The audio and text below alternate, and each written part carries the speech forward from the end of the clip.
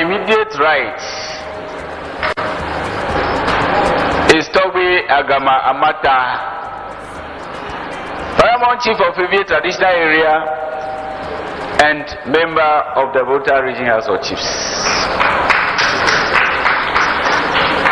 After him is Toby Sakrafu Adam, Paramount Chief of Goviepe Traditional Area and a member of this house. After him is the youngest man of this house,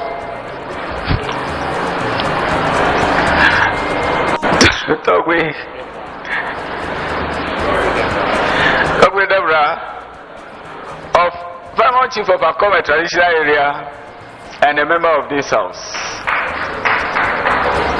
After him is Togwe Ose Tutu Brempong, Paramount Chief of Wusuta Traditional Area and a member of this house.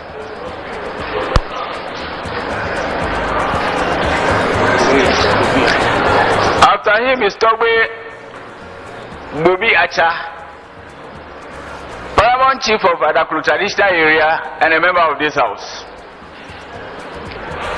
After him is Togwe Doglu Anuma, Paramount Chief of Veno Traditional Area and a member of this house. After him is Togwe Daji, Paramount Chief of Peji Traditional Area and a member of this house.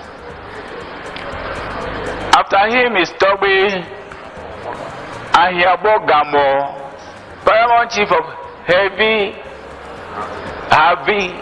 Traditional Area and a member of this house. After him is Togwe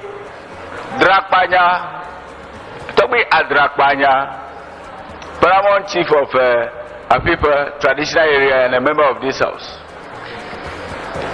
After him is Togwe Gabusu, Paramount Chief of B Howe Traditional Area and a member of this house.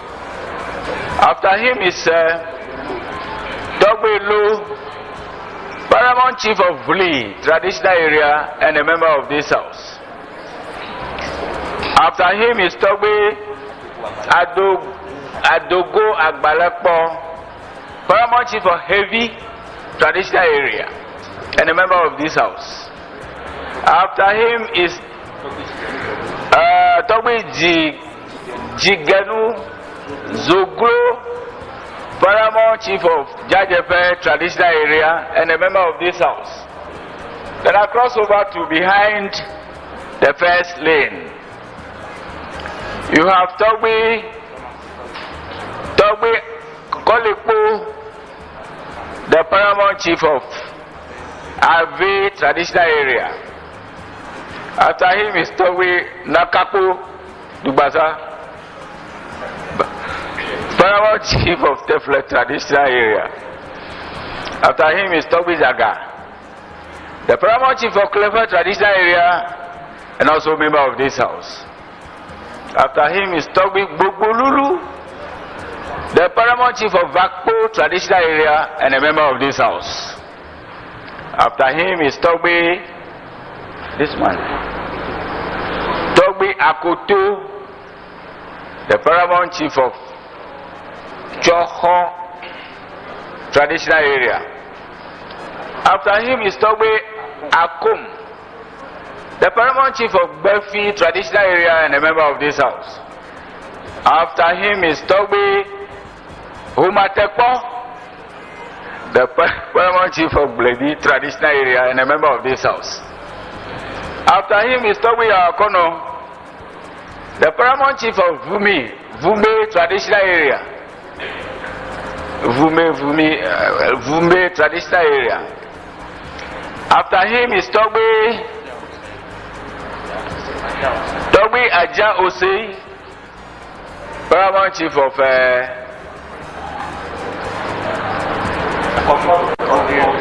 Akobiefe. Used to baffle me whether I come or Akobiefe. Then, Your Excellency, I move to my extreme right, the front row. You have the Paramount Chief of Averakpa, Togbe Jaboko, Glakpe, the paramount chief of Rakpa traditional area. You have Togbe Koku Ayim, the paramount chief of Ziabi traditional area and also a member of this house.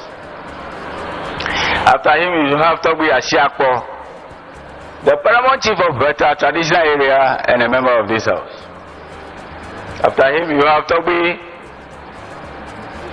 Denge Gligi Jokoto, the paramount chief of Vogo Amugo traditional area and a member of this house. After him is Togbe Drakechigbe, the paramount chief of Akwepe traditional area and a member of this house. After him, you have Togbe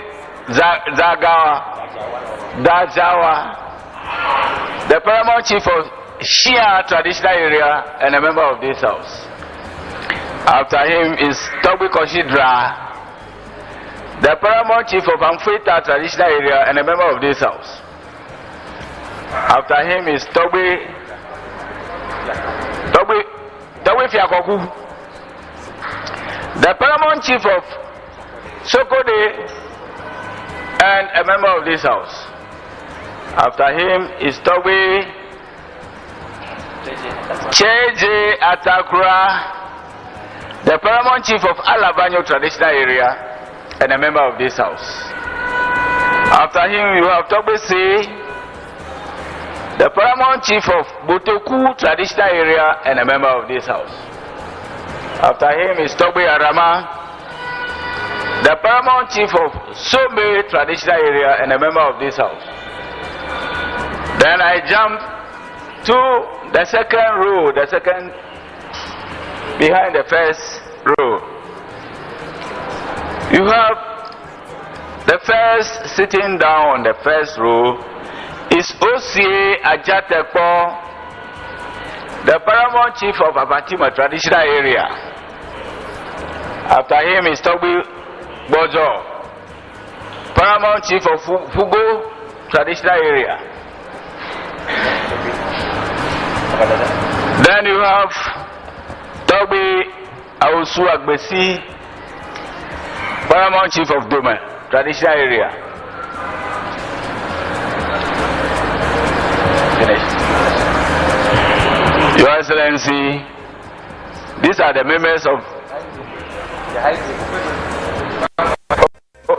sorry. Shina.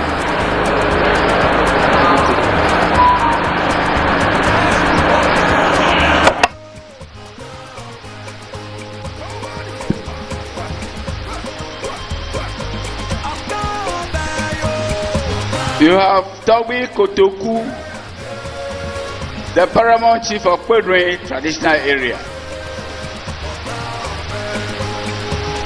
Then on the high table, on my extreme left, is Togbe Apede the 14th, the paramount chief of Asogli traditional area. Then you have Togbe Patamia Jekle, the paramount chief of Bato traditional area and the vice president of the Volta Region House of Chiefs. My name is Harry Atipo, registrar of. Thank you very much, Your Excellency.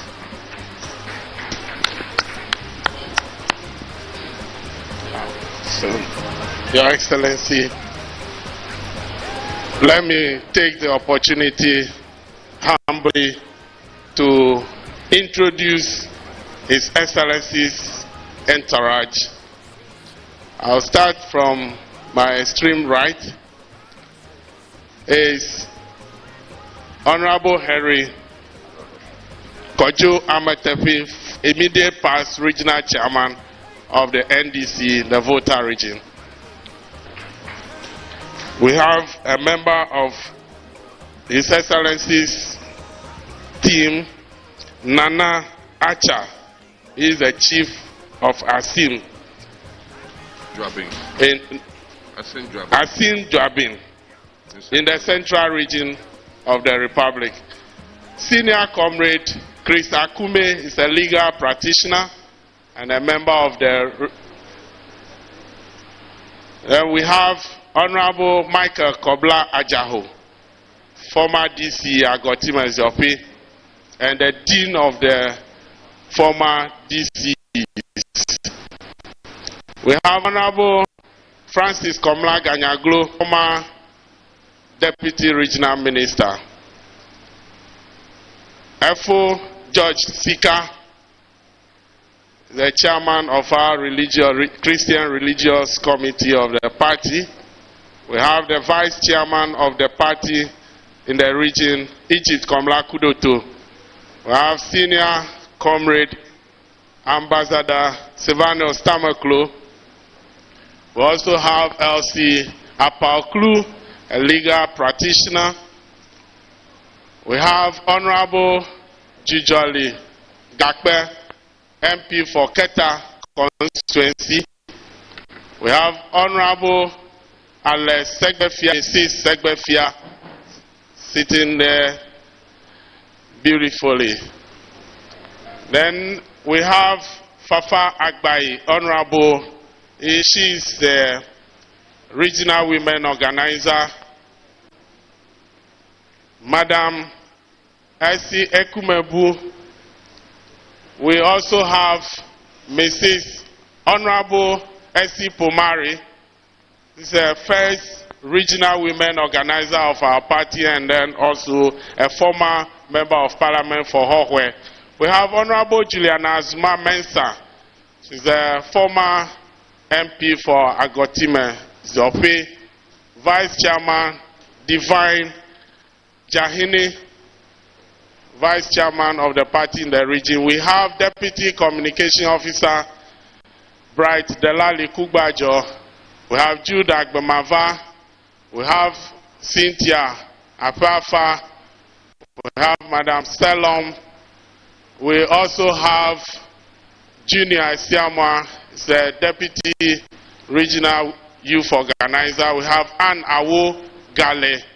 We also have Honorable Dr. Kwame Ampofo, former MP for South Dain.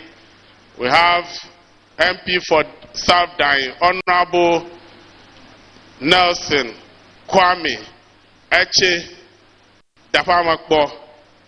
We have a former Member of Parliament and then former regional chairman of our party and now the current OT regional chairman, Honorable Chapon Kujo.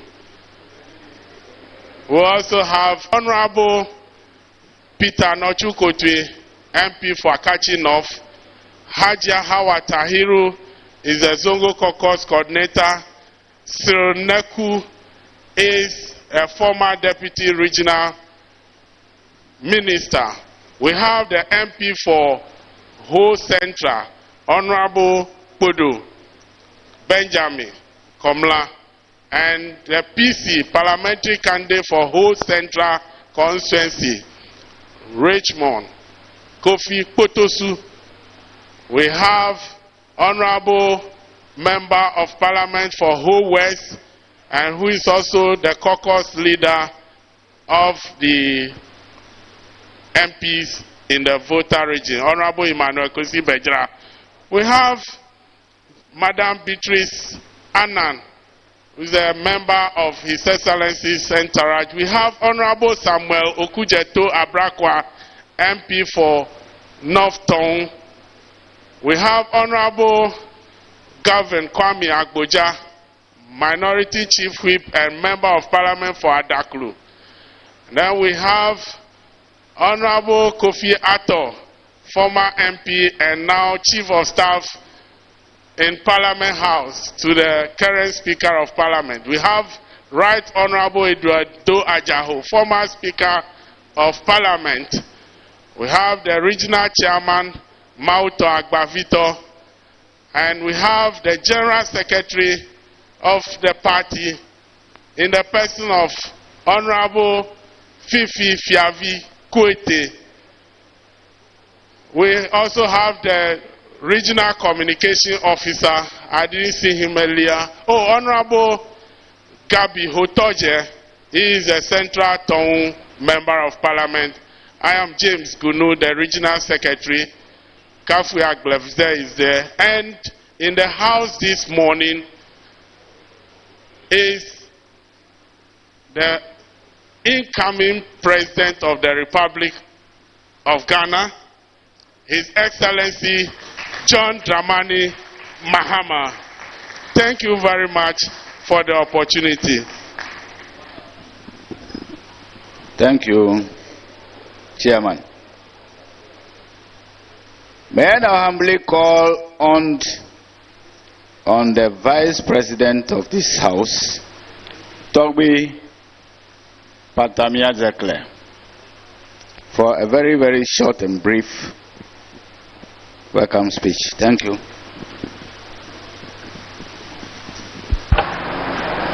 Thank you, Mr. Tipu, Minister of the Volta Regional House of Chiefs.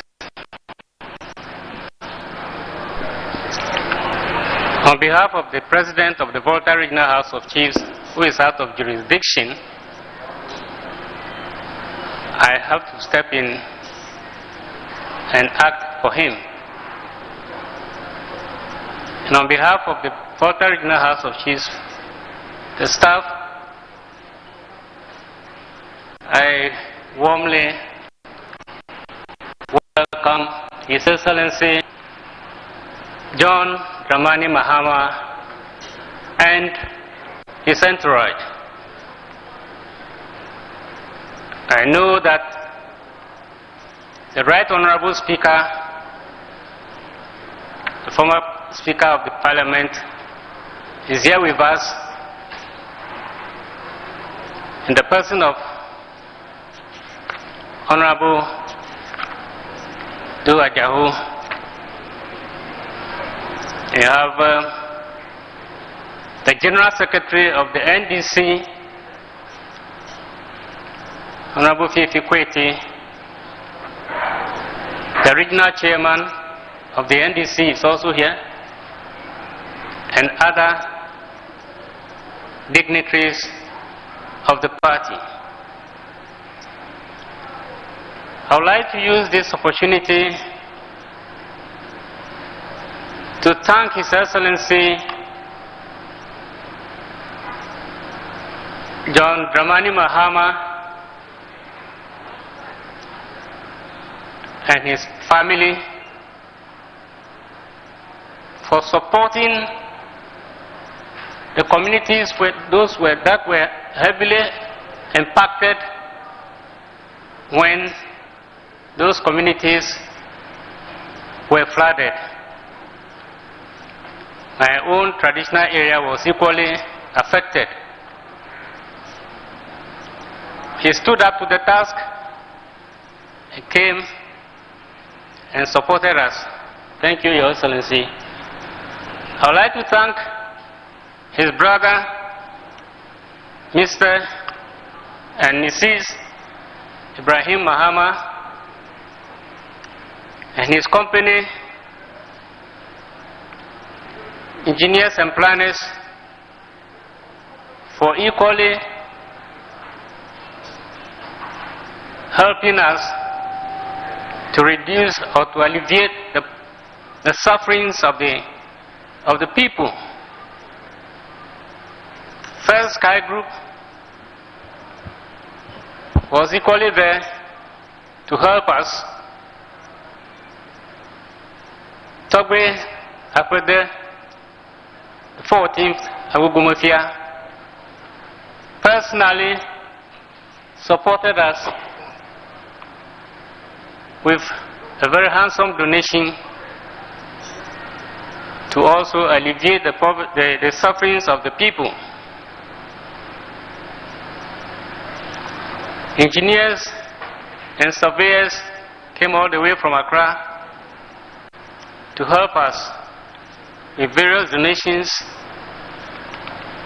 Similarly, some of our colleague chiefs, in the person of the Peki traditional area and members of the Peki Traditional Council were equally with us. So was Togbe Ga Kweku Eyim, Paramount Chief of Ziavi and the Abbas Zoli Group, were also with us. Thank you all. VRA and other donors call on us. Our doors are still open, because if you visit the area, you know the level of devastation that our people suffered.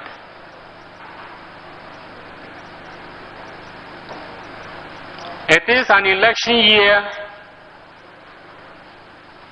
and we would like to use this opportunity to remind all players in the field to use decent language on their campaign trail. Don't forget,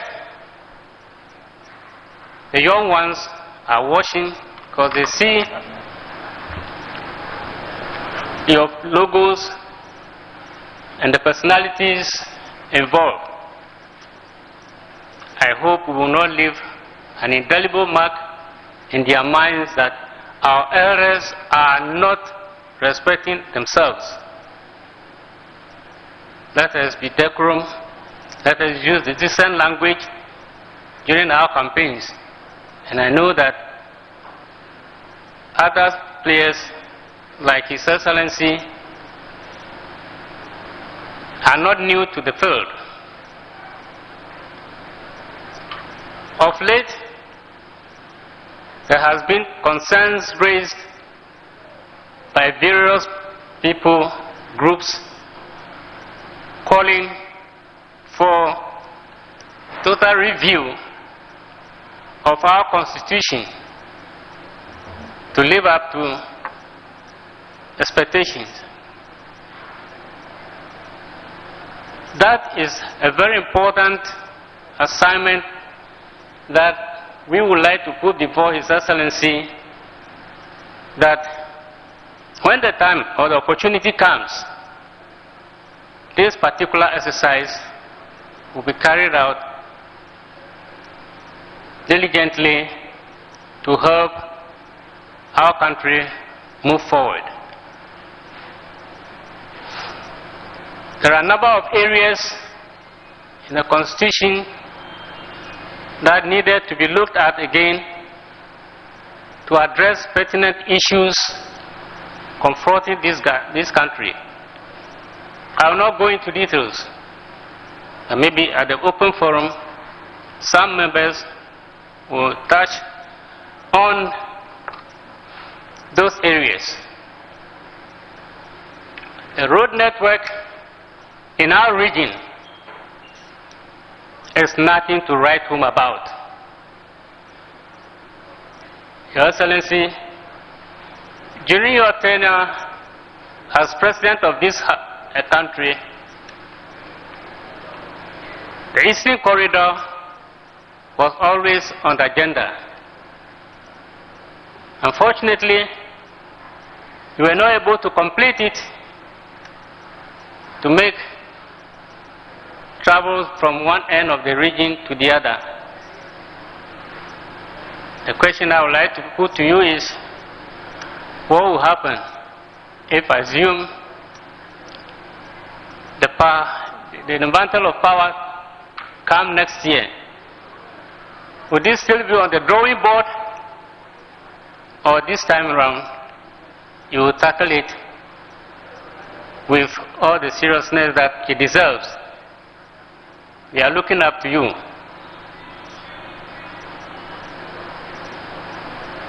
Your Excellency, the environment has been of concern. Last year, we saw what has happened to most areas. As we are here now, I think the environment is still suffering as a result of our own degradation of the environment. That is, Galamsey is taking a new turn. We are paying lip service to the menace of Galamsey. How would you handle it when you come to power? Of late, the latest addition that will destroy the environment is lithium. Lithium mining. We think that we have heard that a portion of it is in the Volta region as well. We are already down. Are we going to allow lithium mining to destroy our environment, or will control it?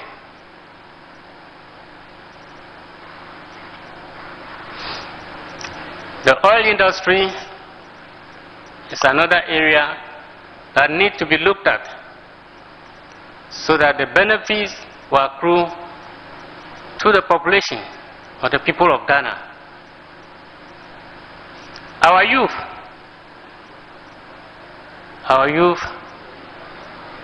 may have lost direction because some of us are not laying a good foundation for them to build on. Your Excellency, when you assume power, we want you to look at that menace well so that we can leave behind a legacy of leaders who manage this country well after we have left. It appears we've lacked direction in all spheres of our lives. Discipline is nothing to write home about. No respect for the law, even though we have a lot of laws in this country to guide us. What will you do when you assume power? Corruption. You listen to radio, television, and you don't know whether to start from the middle, the head, or the tail of the discussion. People are mismanaging our resources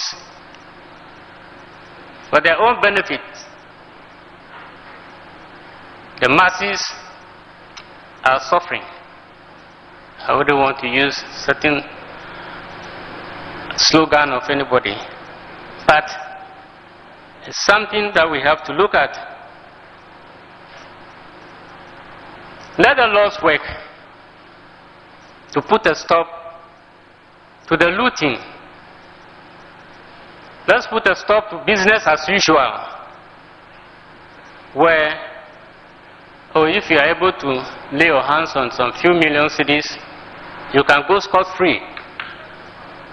It must come to a stop so that our people can stay in this country and build a vibrant economy for our people who are yet to be born.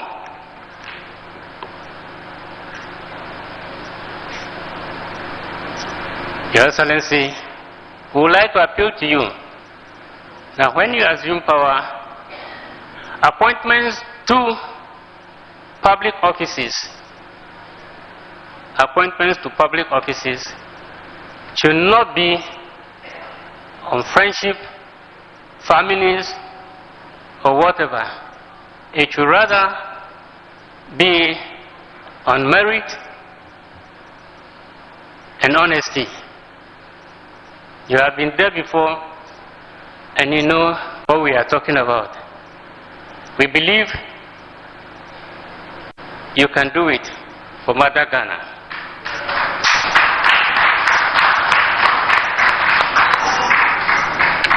Our own institution, that is the chieftaincy institution, has suffered a great deal. Now the assemblyman is even more important than his paramount chief. Very soon, appointments to the assemblies, especially I'm talking about the government appointees, where 30% of the appointees must be from traditional rulers and opinion leaders. I have listened to other colleagues, not only in this jurisdiction, but elsewhere, and they complain bitterly about this. I wouldn't want you to be seen as interfering in the local government administration, but the office of the president can handle that when it's through the Ministry of Local Government.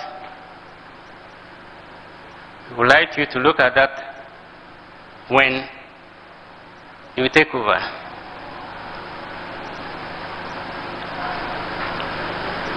I know that the Chieftaincy Act is under review. It started and it may not be able to finish before the general elections. It's a heavy task because apart from the Act, the 759, we have LI 798 which has been there for all these years. CI 27 is also there. That needed to be brought to terms with the current issues that we face. During the review of the Chieftaincy Act, it is our belief that the Section 63 that was taken away by the Supreme Court will be restored. That will bring back some level of respect to our chiefs.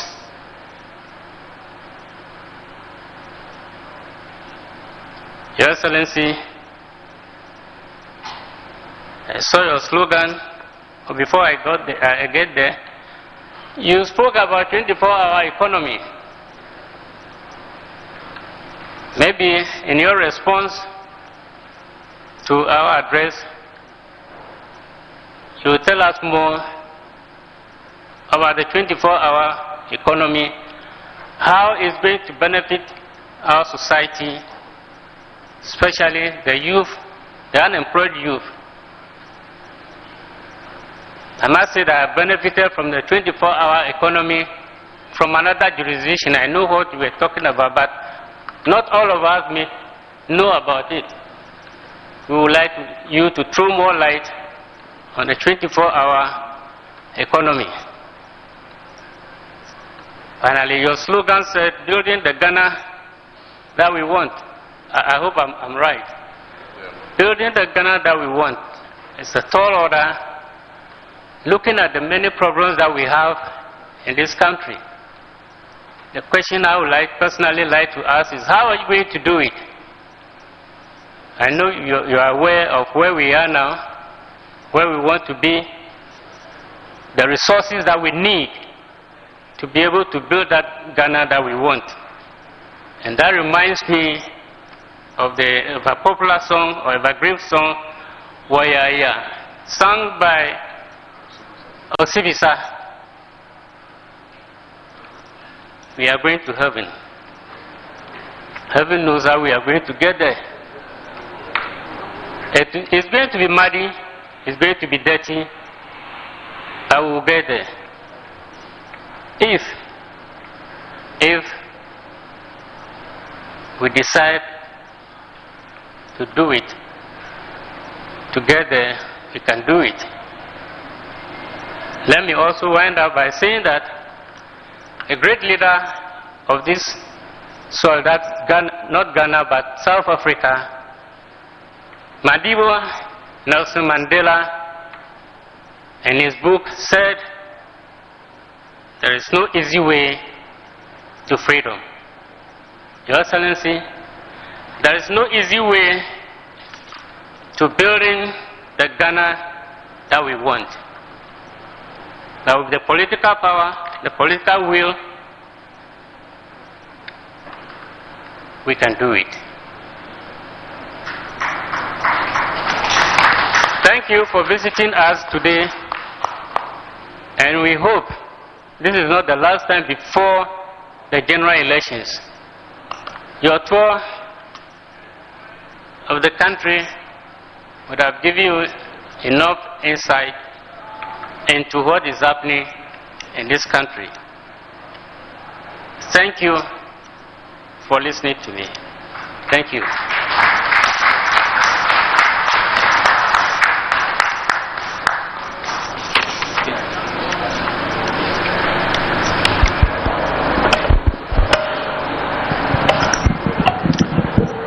Thank you. Thank you very much, the Vice President of the House, Togbe Patamia. Thank you to my friend and brother and President of the Asogli Traditional Area.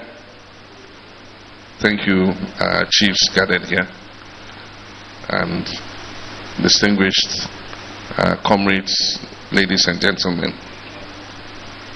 I want to begin by thanking you for the warm welcome we have received. When we visited this house, we were met by the Standing Committee of the House and welcomed on your behalf before coming into this plenary session. I always feel at home when I come to Volta region, because for those of you who know, part of my family comes from this region. We appreciate the links that have existed between the NDC and the people of the Volta region, and there is no gainsaying that some of the strongest support and the largest number of votes that the NDC gets in any election comes from the Volta region, and we appreciate it very much.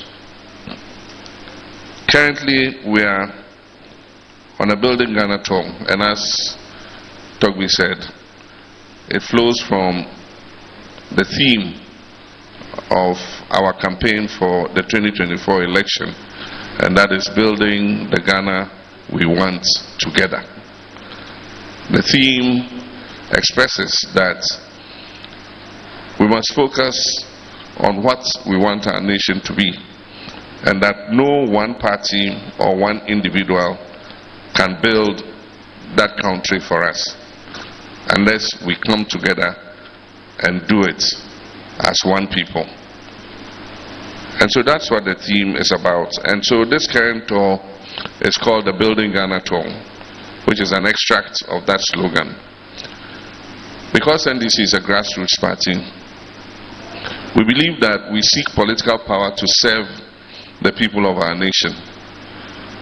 And you can't serve the people of your nation if you do not know what their heart's desire is. And so the period where we sat and made some experts sit in a room and write manifestos for us is past. In 2020, we did a similar excursion around the whole country. We sought the opinions of people of all walks of life and professions to find out what the challenges facing them were and what they would desire the NDC to do for them in the event that it wins political power. Based on the suggestions and contributions that they made, we came out in 2020 with what we call the People's Manifesto. It was the People's Manifesto because it generated from the people.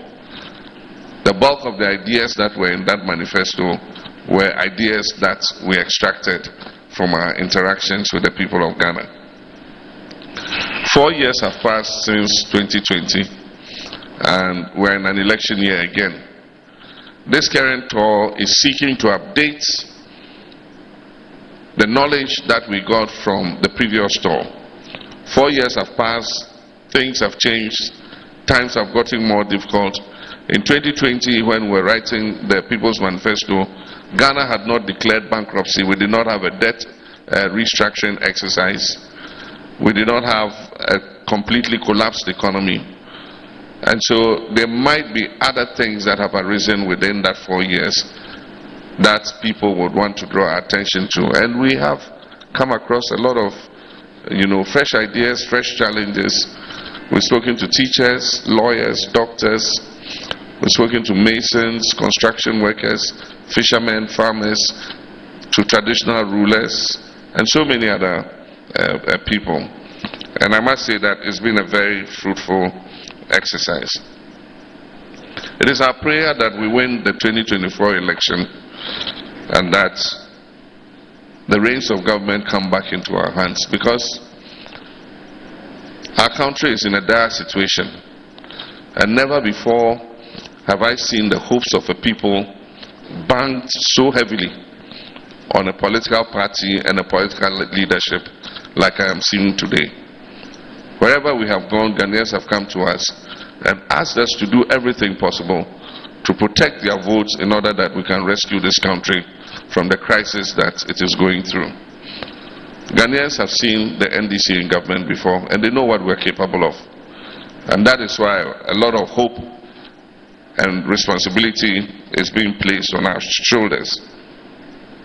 When Togbi was speaking, he mentioned a few things, but I would say that the main focus for us would be the economy, resuscitating and consolidating the economy, because that affects everything else we talk about. If you don't have a buoyant economy that is growing, then nothing else, works properly.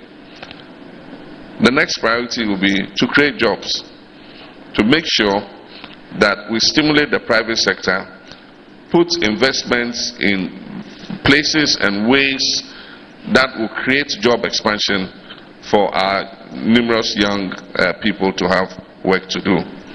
That is the one biggest existential threat we face: youth unemployment. It has risen from 8% in 2016 to 14% today. And all of us see the result in our homes. Our relatives, our children are finishing school at all levels, SHS all the way to tertiary education, and they're coming back and sitting at home because they can't find jobs to do. And that is what is bringing some of the ideas that we're putting across, like the 24-hour economy. Ghana is not going to be the first. In all the advanced countries, London, Australia, Sydney, and so many of the advanced cities, Singapore, and all of them, they have a 24-hour economy. And what they do is, they don't force it. Nobody goes and writes a law and says everybody must work 24 hours. But what they do is they put policies in place and incentives in place to incentivize the private sector to be able to run 24 hours. And so that is the position. We're going to create incentives so that businesses can run 24 hours. One of the major things that come immediately to mind is security. A lot of businesses close in the night because they don't feel secure. They are not sure that if they are working in the night, armed robbers won't come and storm and break open and kill them. And so one of the first things we must do is to secure businesses that are going to operate 24 hours. Make sure that we protect them. Make sure that we prevent any miscreants from coming to disturb them during the period. The next is transport. You need a reliable transport system for people who have to go to work in the day or night to be able to commute easily and in safety, to be able to go to where their jobs are. And so you go to cities like London, the buses are still running in the night and conveying people from point A to point B. Incentives like tax breaks for companies that sign up to the policies, government can give them, a tax break and say, we're going to give you a preferential corporate tax rate of this because you're employing more people. It is within government's right to do so. Electricity is one of the most expensive inputs, and people run an 8-hour working day because they think that the longer they work, the more expensive their electricity bills will be. And so we can give them a preferential electricity rate for companies that sign up. so that in the night time when we have abundant electricity, after 10 o'clock we all switch off our TVs and everything and go to bed. From 10 o'clock in the night till the next morning 5 a.m. Asogli is not going to reduce power because they say people are sleeping. That power is still being generated. How do we get people to use that power for productivity and to create employment?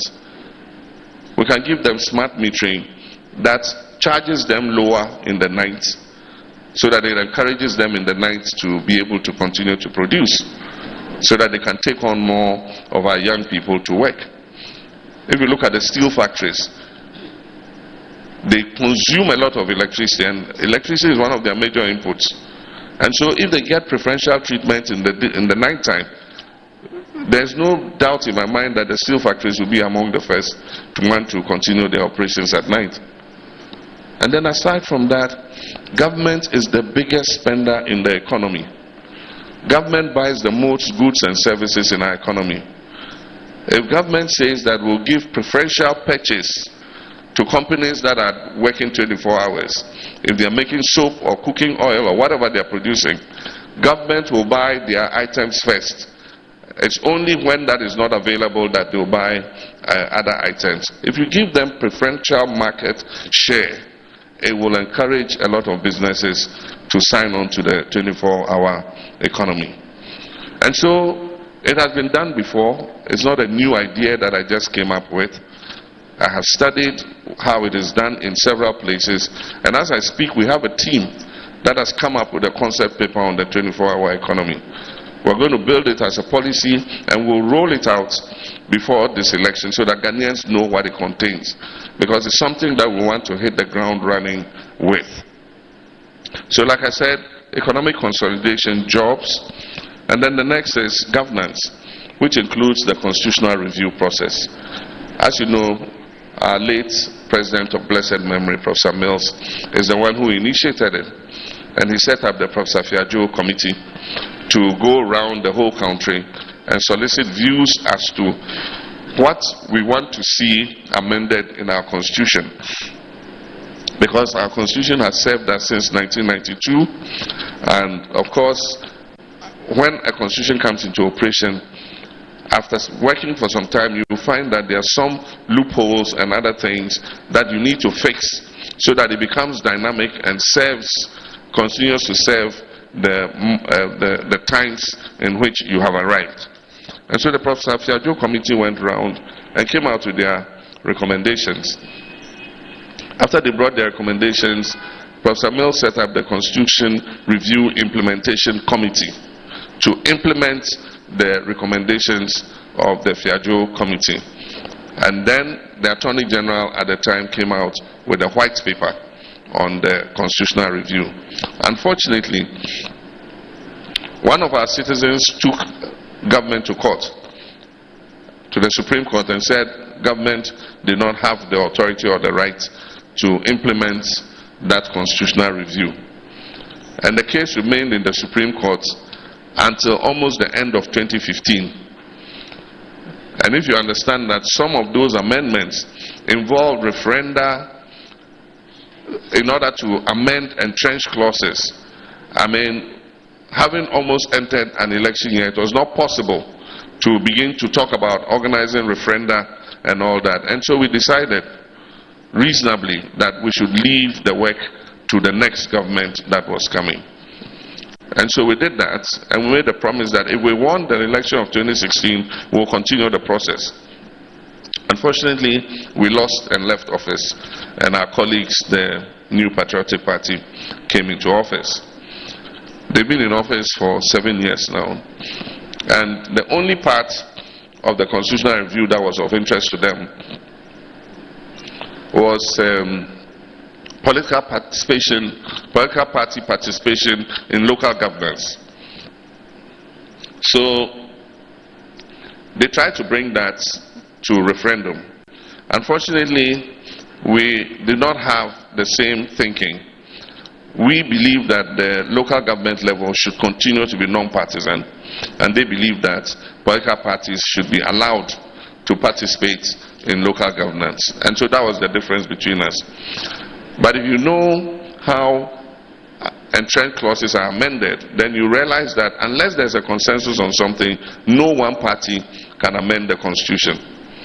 Because you must have at least 40% of registered voters participating in that election, and 75% of them must say yes, in order that you can carry out an amendment of an entrenched clause. So once NDC pulled away, then it meant that the amendment was defeated. But there were many other things in that constitutional review that the MPP could have taken forward, but they don't seem to have been interested, and so they just abandoned it. And so we have made a pledge that if we come, we'll continue from where we left off with regards to the constitutional review process. The next priority will be transparency and accountability and the fight against corruption. I do think that if we do not establish fairness in our system in fighting corruption, it will overwhelm this country. A lot of time lip service is paid to it. The anti-corruption institutions are fettered and are not able to dispense their mandates independently and unhindered. And I have said that we will hold people in this government who have misconducted themselves accountable. But at the same time as we hold them accountable, people who will also misconduct themselves in our administration would face the full rigors of the law. The anti-corruption institutions will come after them. And I'm not going to interfere with the work of those institutions if they're investigating you. If they investigate you and you're found innocent, fine. If they do and they find you culpable, then the laws of the land will have to work. It's only when we establish that kind of fairness. And of course, we know that corruption has permeated everywhere. But then, for those who are indulged in petty corruption at the lower levels, they cite the big corruption at the top for the motivation for them also to get their fair share. And so, if we must fight corruption, it must start from the top to the bottom. So that if you yourself are transparent and accountable, then you can hold your subordinates to transparency and accountability. And so that's another priority. The next priority is to make Ghana as self-reliant as possible by investing in areas that we have a comparative advantage to produce, but are currently depending on others to bring those same products in. And so we're going to take every region and look at every region's comparative advantages. We're not going to do one district, one factory, but we're going to put investment based on the comparative advantages of every region to be able to add value to the production that they are engaged in, so that more income can come into the region. But apart from that, it can also cut down the amount of foreign exchange that we need to import those same products that we are capable of importing. So these are some of the areas, a little teaser of some of the things that we're going to stand for if, by the grace of God, inshallah, the people of Ghana favor us and give us their mandate. NDC has brought the greatest development to Volta region than any other party in existence. Anytime NDC has been in office, we have extended electric power to many communities. Many communities would not have had power but for the NDC administration. We built small town water systems in many communities in the Volta region to give them clean drinking water. We've rehabilitated more roads and done more kilometers of roads in the Volta region than any other government in the history of Ghana. We've expanded telecommunications in the Volta region than any other government. And as I was saying to the standing committee, Volta region has the longest piece of the fiber network that we laid. 700 kilometers of fiber from Greater Accra to Upper East. The longest part of it runs through the Volta region for high-speed data transmission. We built markets in many communities in the Volta region, including in Ho. The new Ho market was built by us. We built an airport, even though it's underutilized at the moment. I will tell you some of the ideas we have for that airport. We built a public university from the scratch, the University of Health and Allied Sciences. The Volta region had no university, no public university. And it was during the NDC that we built UHAS. And we have intention of expanding the facilities in UHAS so that it can admit even more students to come and learn here in the Volta region. We established the regional hospital, the teaching hospital, and it's our intention to expand it when we come into office so that Volta region can become a center for medical tourism. So people who are ill in the neighboring countries can come to the teaching hospital here because it will have modern and expanded facilities to be able to give them proper health care. But aside from just infrastructure development, our intention for Volta region is economic transformation. Governance is not only about infrastructure. It's about investing in areas where the people can get the most benefit. And Volta region has opportunities in tourism. There are many tourist sites in this region, and if we invest properly, people are going to come from Nigeria, from Togo, from Cote d'Ivoire to come and enjoy some of the tourist facilities that we have here. Volta region has the comparative advantage for agriculture. Very fertile land, a lot of water.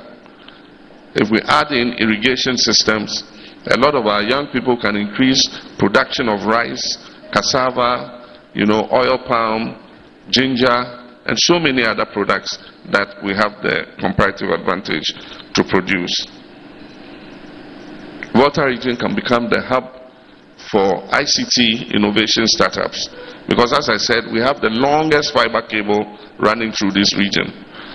And so if we set up the infrastructure like we did the Accra Digital Center, we build a digital center here so that people who want to leave the hustle and bustle of Accra and come to a quiet, serene place where there's no traffic, there's no pollution, and be able to do their work quietly, they have a high-speed fiber that links up to any submarine cable to take that data between here and wherever they are working in a very short time.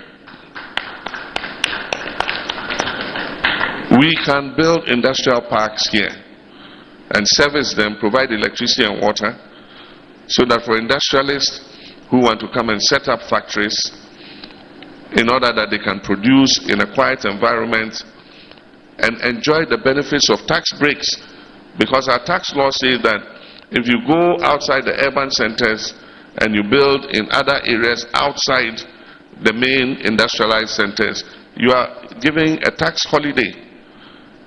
But no industrialist wants to come and now have to find the land, draw electricity, bring water, do the road to the factory, come and install the machines, because already he's going to incur costs if he has to export, to truck his products back to Tema for export. And so if you give him the advantage of having a free zones that has industrialized parks, that he can just come and set up his machines and start producing, that will be an incentive for them to be able to move their production outside Accra Tema. Everybody is in Accra Tema. And when we all take our bags and we're going to Accra Tema, they say, why are you going to Accra Tema? Stay at home. But if you continue to promote just Accra Tema as the industrial hub of Ghana, then all of us will go there looking for work. And so we need to spread out Ghana's industrialization so that all our people can benefit no matter which part of the country they are. So these are some of the thinking that we have. Since NDC left, I can say that all projects in Volta region have stagnated. I've been to the secondary schools, I've been to the hospitals, I've been to many places. Communities that were waiting for electricity, the wires are there, the poles are there, nothing is being done. You go to the secondary schools, administration blocks, dormitories, dining halls, the stage at which we left them on 7th January 2017 is the same stage at which they are. Community day schools were building, abandoned, and so many other projects.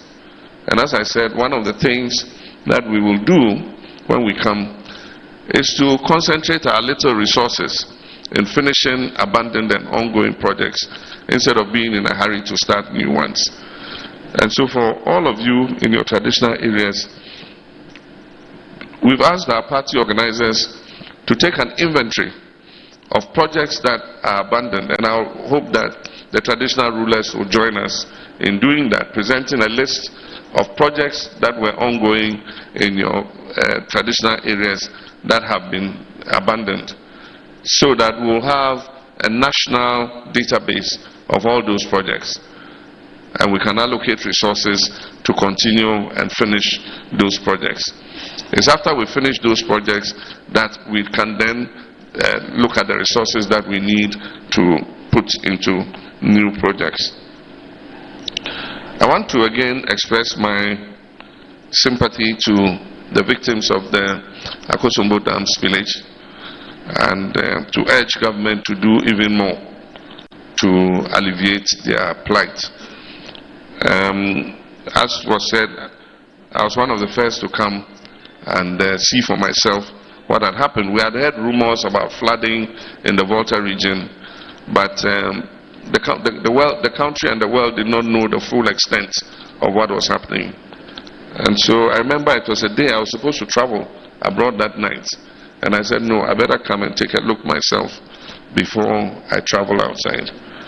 And so I came to South Tong, and I inspected the flooded areas and realized that it was more extensive than people thought, because Mepe area was even worse than what I saw in Sogakope.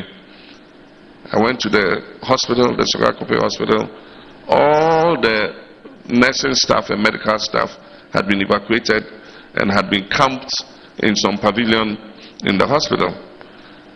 The flood had come so quickly that many of them had not been able to evacuate their items from their houses. So their furniture, their suitcases, their fridges were still standing in water. Even the mortuary of the hospital was inundated. And so families that had dead bodies there were asked to come and evacuate their dead bodies or risk the bodies being given a mass burial. And so that day I went there, there were all kinds of hearses loading dead bodies to take them to look for other mortuaries to put them in. So even the dead were not spared the effects of the dam spillage. And so I want to commend everybody who came to help, and all those who made donations for the help that they gave. The victims are still suffering. Many of them houses have been destroyed in such a way that they cannot immediately move in. And so I know that some MPs and some private sector players are building some resettlement accommodation, especially in North Tong, to resettle some of the people who were affected.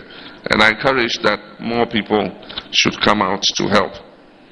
But there's also the issue of tidal waves on our coastal areas. And I think government has become fed up with the tidal wave problem. So when it happens, they don't even mind the people anymore. And so we continue to give our widows' mite. The last one that happened affected several of our coastal communities, and NADMO did not have anything. And so we had to mobilize and go and assist. But we must find a permanent solution to it. Because I know that when we were in government, we were doing the coastal defense projects to protect most of those coastal areas. There are gaps that need to be filled. And in 7 years, this government doesn't appear to have the will to do it. And so if we come, we're going to look at protecting the gaps, the rest of the coastal areas, so that this perennial tidal waves that displace our people will become a thing of the past.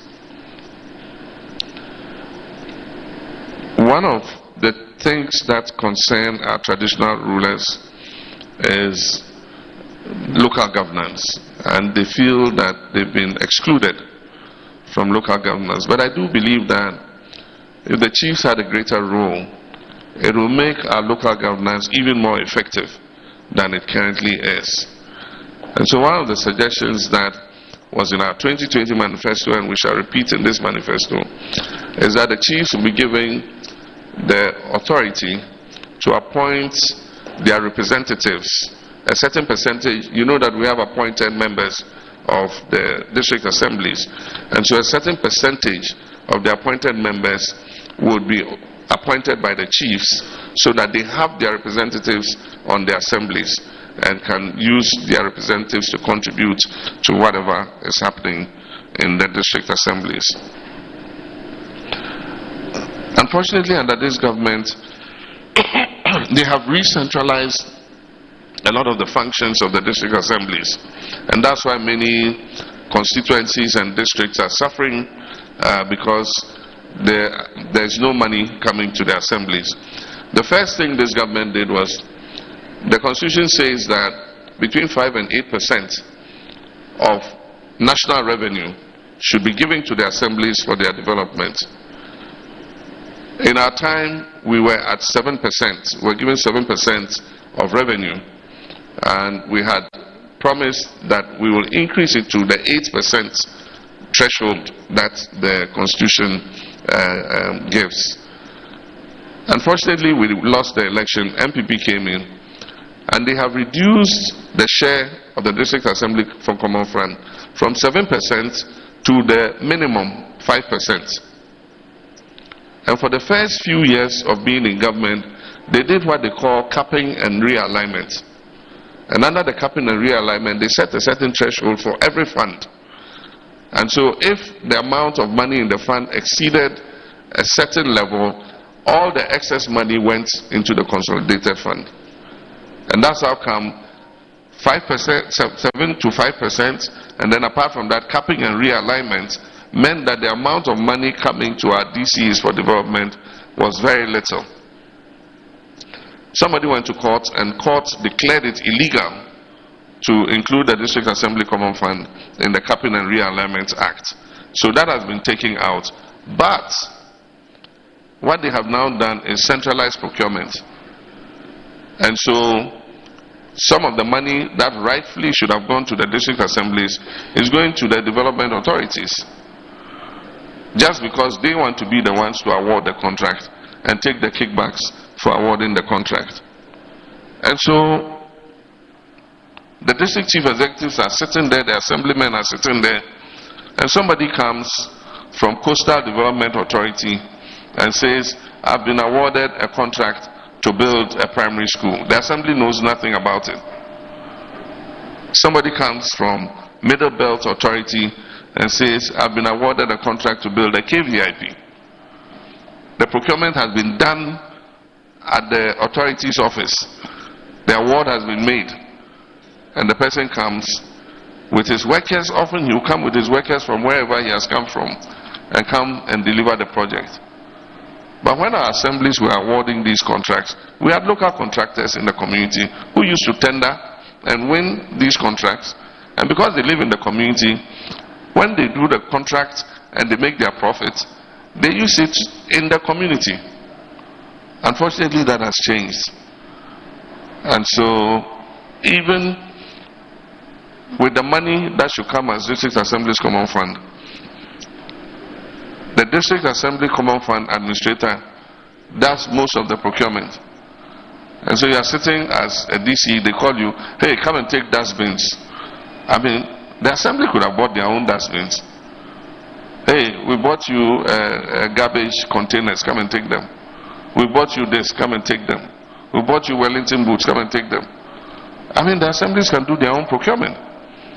And so when you do that, you're virtually re-centralizing everything. Leave the money and the resources to the assemblies and let them determine their own destiny. If they chop the money or they take some of the money, at least they too are benefiting at that level. So if it's corruption, you want to get kickbacks from contractors, allow the local people to get their kickbacks. And so when we come, we would pursue decentralization again and make sure that the resources go to the assemblies so that they can do their own disbursements and kickstart again the local economies to the benefit of the people. So there are many other things amongst others, but I'll just mention a few of the things that for the Volta region will be priorities for us. Reconstruction of the roads in the region. A lot of the roads have deteriorated, and a lot of the roads that we're working on have come to a standstill. The Eastern Corridor Road particularly has come to a standstill, and so that will be one of the roads that we prioritize to finish, because it's a very important corridor for transportation of food products from the hinterland to the capital. And so that's one of those we work on. There are several others, like the Hua Flower Road.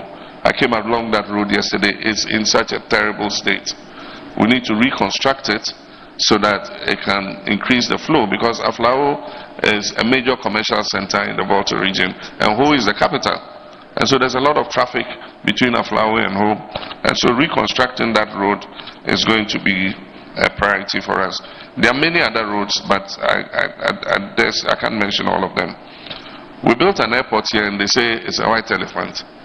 I can assure them that, inshallah, by the time we leave in the next 4 years, they'll find that it's not a white elephant.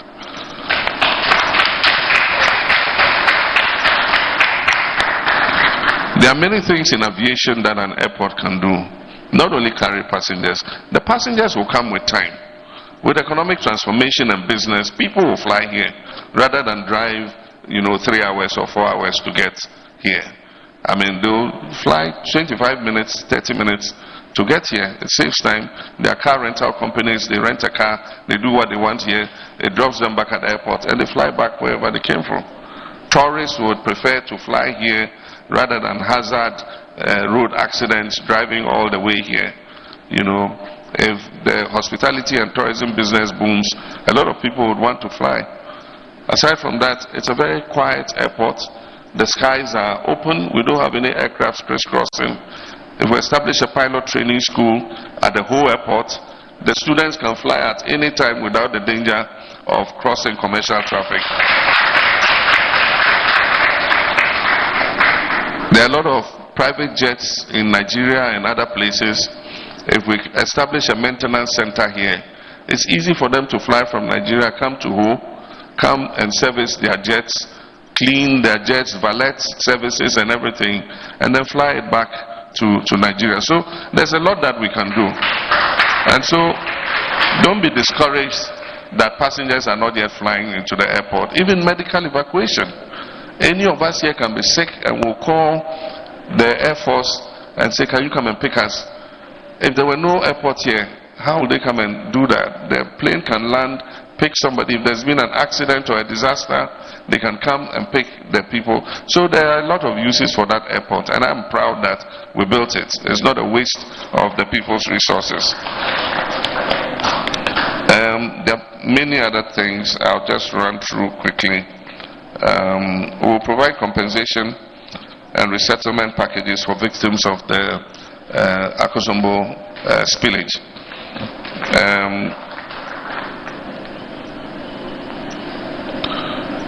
We promise we'll construct a modern market in Aflao.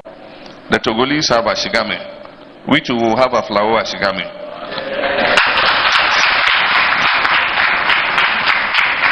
So that we can actualize the ECOWAS trade liberalization scheme. They will come here and buy the things that we have a comparative advantage to produce. We also will go there and buy the things that they have a comparative advantage to produce. And so that will be one of our priorities. We want to upgrade the Ohio Agric College into a university, an agriculture university. And like I said already, we'll take advantage of the fiber optic laid in the region to build global and technology innovation centers like the Accra Digital Center for startups. We'll also, I said it already, upgrade the facilities of the teaching hospital to make it into a center for medical tourism. We will expand the facilities at UHAS in order that it can absorb more students to come and study and make it a first-class university. We will expand irrigation facilities in the Volta region so that more people can do year-round agriculture. We'll facilitate the establishment of an industrial hub so that we can attract industries to come to the Volta region. We'll invest in tourism potential so that more tourists can see Volta region as a place to visit. And we'll speed up the exploration of the Voltairean Basin in terms of oil and petroleum. As you know, petroleum is in transition phase. It's coming to an end because of global warming. And so more people are transiting to electric vehicles and green energy and all that. And so if we have oil and gas, this is the time to pump it as fast as we can. And so we have to speed up the exploration. And if we find oil and gas in the Voltairean Basin, we have to start producing and selling as quickly as possible so that we can invest that money in other aspects of the economy to provide jobs for our people. And so let me thank our traditional leaders once again. I think I've been talking for a long time. This has become a lecture more than an interaction. So I'll leave it there. And I believe that when we have the open forum, there might be some other things that, because of time, I've not been able to touch on that we can look at. Thank you very much. God bless you.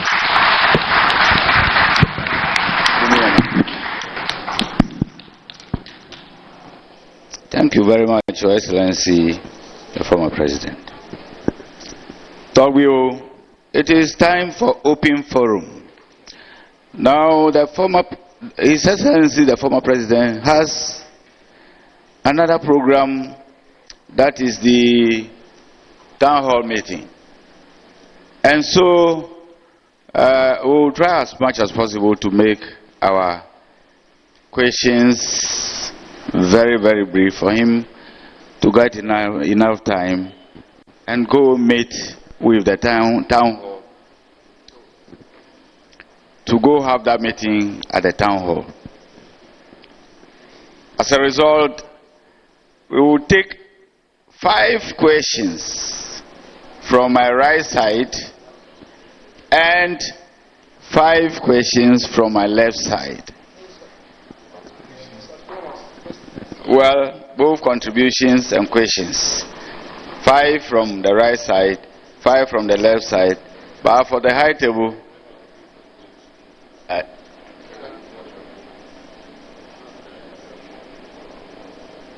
yes, open forum.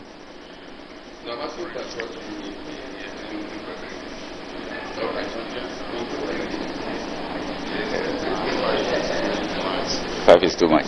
Well, my attention have been drawn to the fact that the 5 questions and contributions from each side are too much.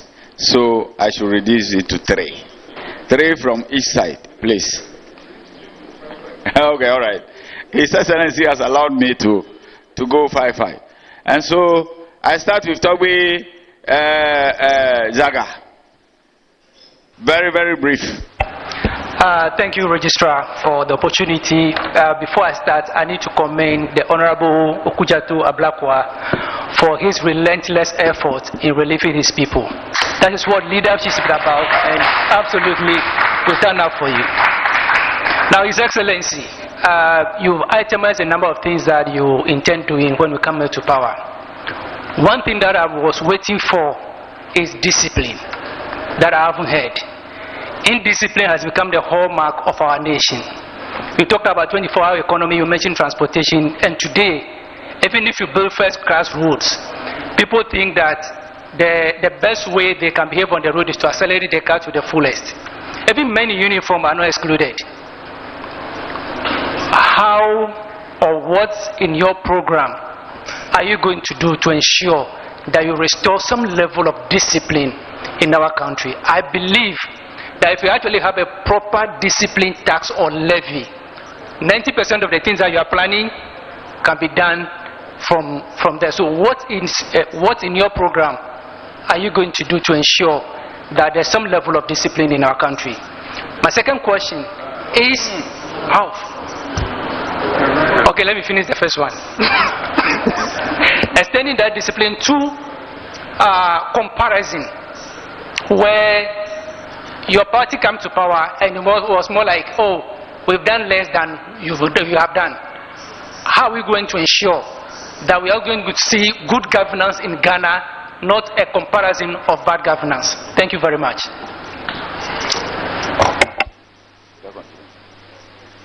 All right. Togbe Agawamata, then Togbe Nakapo. Thank you very much, Togbe Vice Chairman, for the occasion. Your Excellency, I think that your rendition is quite exquisite and is worth commendation. The problem that we have right now in this country is corruption, thievery, stealing, armed robbery. These are the major problems that we have in this country. I do not think that any laudable policy such as the 24-hour economy policy would do much unless we are able to address the issue of corruption and stealing and thievery in this country. I really want to know whether institutionally, whether politically, whatever means that we're going to adopt to address this issue of corruption. If any industry is thriving in this country at all, then it is the industry of corruption. And now everybody seems to be towing the root of corruption. Why? Because it is the easiest, the cheapest, and the laziest way of amassing wealth in this country, to the detriment of the majority of the people who are the receiving end of this heinous crime. We don't want business as usual. One of the means by which we think that the issue of corruption can be reduced is through a very comprehensive review of our constitution, which will try to avoid as much as possible the hybrid system of constitutional governance that we have adopted. We know that under the parliamentary system of governance, the Prime Minister and his government are responsible to the head of state, which is the monarch, the King of England. It's simple and straight cut. But when you come to the presidential system, you have the presidential system whereby ministers are appointed outside parliament. Our hybrid system adopts the presidential system whereby ministers are appointed from within parliament.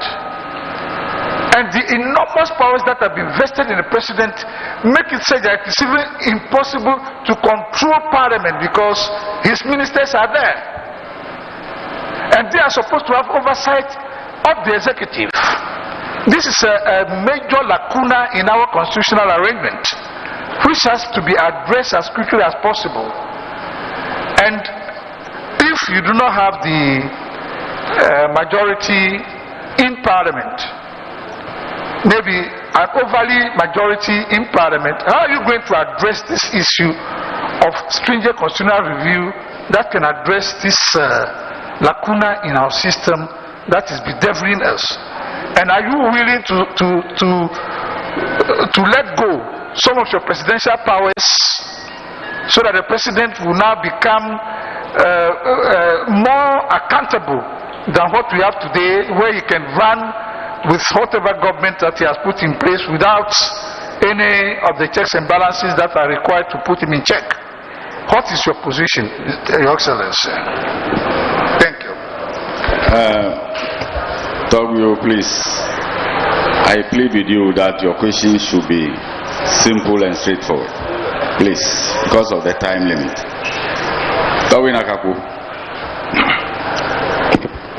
Togyo Vice President, Togyo Afede of Asogli, Your Excellency, mine is not a question, but I would quote the preamble of the Constitution and then I add and close it. The preamble of our Constitution says the power of government is derived from the sovereign will of the people. When you look at Ghana today, the electorate is totally forgotten, neglected in the field when politicians come to power. This issue has to be addressed. Now I will go to the oil industry. There is so much corruption in the oil industry that Ghana is not deriving any benefit from the oil industry. In the whole world, when you go around, you see that many countries are signing on to what we call production sharing agreements. PNC Law 64 and 34 prepare the ground for the drilling of our oil. But I don't know how what we call the hybrid system came into Ghana. No country in this country is now applying on corporate tax and royalties.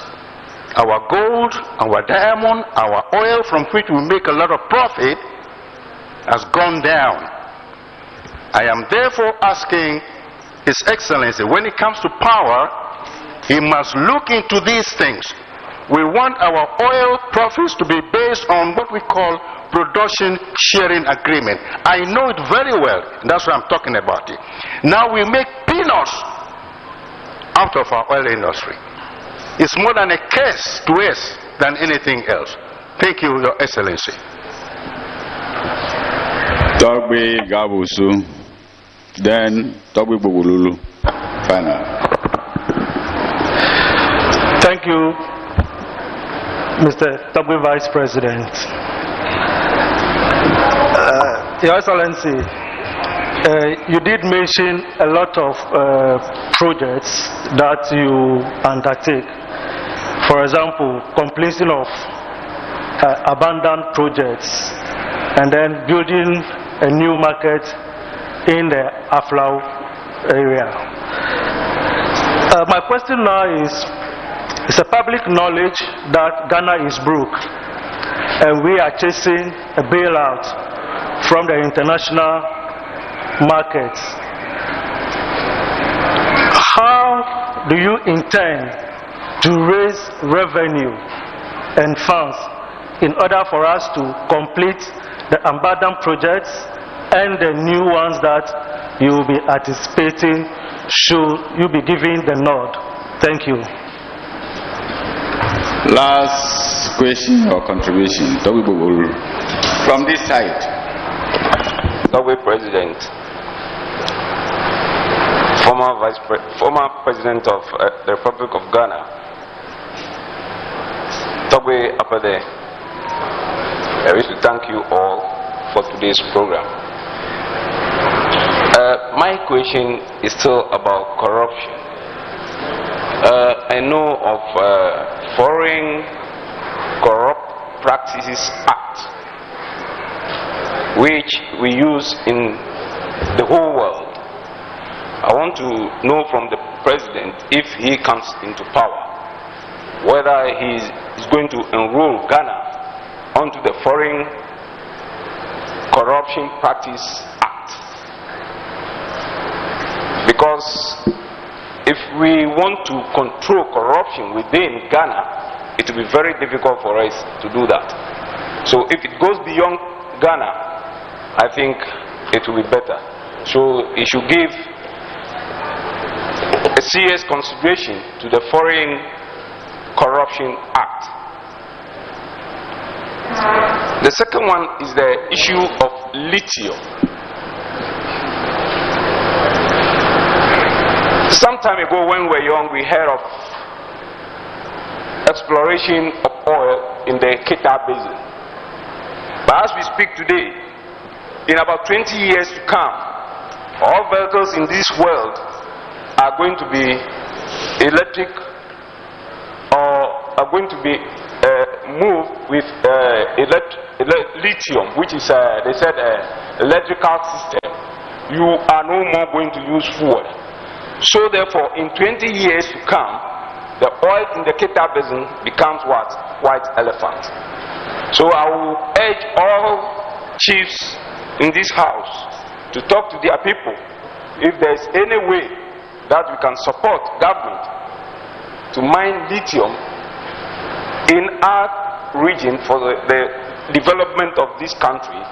They should do it. Thank you.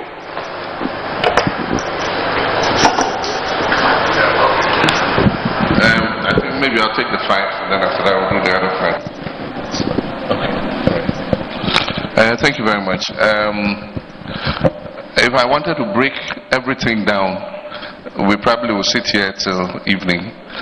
And so I believe that discipline was part of corruption, and that's why I talked about the fight against corruption and good governance. Good governance encapsulates discipline. And so I was talking about all of them in context. I could not have disaggregated them, because then I would have had to talk about other aspects of good governance. It's not only discipline that is involved in good governance. We talked about the hybrid system of parliament. If you read the constitutional review document that Professor Fiajo's committee came up with, it recommended that we go back to the 1979 clause, which said that Parliament and the executive should be separate. And so if you are a member of Parliament and you are appointed as a minister, it actually recommended that the president should be freed to select his ministers from wherever. Right now, this current constitution says that majority of the ministers should come from Parliament. And so you give a president a mandate to transform the country, but say that to help you do it, these 276 people, you must take the majority of the people to help you from only 276 people. There might be some persons who are not in Parliament, but that you need to help you. And that is why the number of ministers goes up. Because if you get somebody of a certain competence level that you need to serve in your government, it means that you must take somebody from Parliament to counterbalance it.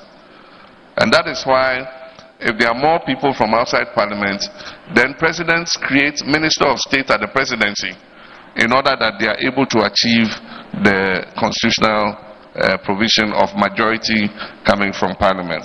And so that is part of the recommendation, the constitutional review, and I think the white paper endorsed it. And so that's something that I am amenable to. Aside from that, there are many things that we can do to fight corruption. For instance, we have an internal audit agency, and yet most of the breaches in the Auditor General's report are breaches that could have been prevented if the internal auditor was doing his work. Because a lot of them are just lack of following the procedure. But if you ask the internal auditor to, in many cases they will say, oh, we said that this procedure was wrong, but we were overruled. And so if that's the case, it is how do we punish and sanction people who breach the procedure in terms of procurement? Because procurement is a place where a lot of the malfeasance and the corruption takes place. And so first, let's strengthen the internal audit processes. And then aside from that, let's sanction people who do not follow the process because they wish to take advantage of it. And then thirdly, I think there should be more transparency in the procurement regime. And that is part of what the GIFMIS can do. Because the GIFMIS has a procurement portal that will advertise all government contracts and who have tendered for those contracts and how much the contract has been awarded for, who has won the contract and everything. And people can be able to enter that portal and see what projects have been awarded and have all the information at their disposal. One of the things that corruption fears is sunlight. If you put sunlight in the darkness where corruption takes place, it will disappear. And so, first we'll shed sunlight, make the process transparent so that everybody can see what is happening. Then aside from that, I announced that we're going to set up a value for money, independent value for money office, and that every contract that's above a certain amount will be referred to that office to make sure that the amount that we're paying for the particular project is actually value for money. So Parliament will pass an act for the establishment of an independent value for money office, and Parliament will specify what the threshold should be. I don't know what it will be. Is it above $1 million? Is it above $5 million? But any contract that is above a certain threshold must be referred to the value for money office to make sure that it is being done at the appropriate value and that government is not throwing money away. Then aside from that, for basic government projects, we will have standardized values for execution. And so, at the beginning of every, say, 2 years, we'll get the Ghana Institute of Engineers, the Institute of Architects, and let them do a survey, region by region, looking at the prices of cement, iron rods, and all construction material, where they have to go to get quarry chippings, where they have to go to get sand, and all the things that they use for construction. And at the beginning of every 2 years, we will set a value and say that a 6-classroom block in Volta region should not cost more than this amount. And so they can tender. But we mustn't pay more than, say, 500,000 cedis for a 6-classroom block. I don't know how much it costs now. Because right now what you do is the assembly here would award a contract for a 6-classroom block at 800,000 cedis. And then you go to another place, it's 500,000 cedis. You go to another place, it's 1 million cedis. And I mean, that disparity does not augur for transparency and value for money. And so that's one of the things we'll do. And then one of the other things is removal of human discretion. It is human discretion that leads to corruption. Because if I have to exercise a discretion, the tendency that I'll exercise it in favor of somebody who has induced me is very high. And so if we digitalize the processes of procurement and all that, it takes away a lot of the discretion that is exercised by human beings and leads to corruption. Aside from that, sting operations. We have to let our judiciary let us know what is the evidence level for sting operations. It's done everywhere. In US and things, you don't commit the crime before they arrest you. Sometimes they dress up like somebody who's just arrived from abroad. They go through immigration, and if you take money from him, he will give the money to you. You don't know that the money has been marked. As soon as you take the money and he goes through, they come and arrest you. And when they look in your pocket, the evidence is there. The money they gave you is there. People pretend like they are smugglers, and they come through customs, and they offer you a bribe. You accept it, they arrest you. And if people are sanctioned, because you don't know, the next person coming, you can't tell whether he's one of the Anas people or who he is. And so you'll be very hesitant to take a bribe from him. But then we also must be ready to follow the law. Because when the police arrest us, even when they don't solicit, we too, we offer, because we don't want them to take us to court and waste our time. And so it's a two-sided process. You know, sometimes they solicit, oh, your boys are hungry, give us something small. It's begging, it's so disgraceful. And at other times too, even when they haven't asked, oh boss, I'm in a hurry, you take this for lunch, you know. And so it's both the giver and the taker. Oil industry, this issue of production sharing has come up.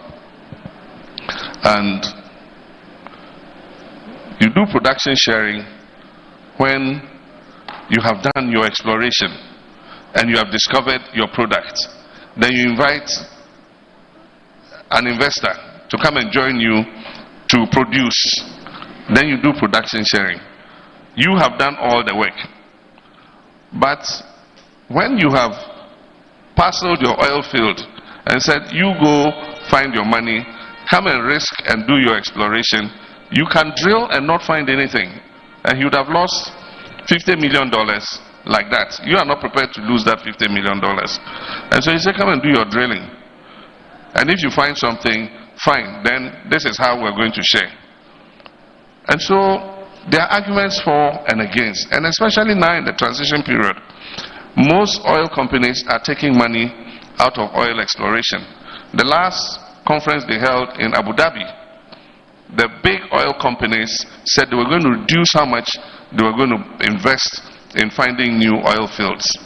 And so if at this time you sit and say, oh, my oil is worth 60%, I must take 60, you must take 40. You sit with the oil in the ground there, and nobody will come and explore it for you. And so that is the point. So what we did when we were in office was that we created a subsidiary of GMPC called Exploco. And Exploco was supposed to be fed by GMPC with money to do our own exploration. So that when we have found our oil, Exploco will be the operator.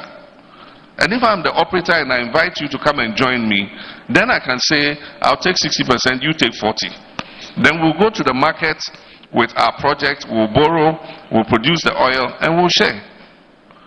Unfortunately, MPP came, they closed the Exploco office. I hear it still exists at some desk in the corner in GMPC. And even in some wells that Exploco had a majority share, government took that share off Exploco and gave it out to a private interest.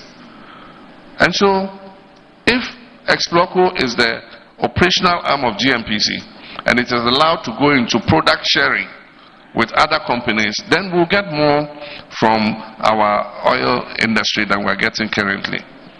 And so that is the reality of the fact. But I've said that one of the things that we're going to have in our manifesto is to get more from our extractives than we're currently getting. Because these are finite resources. One day that oil will be finished. One day that gold will be gone.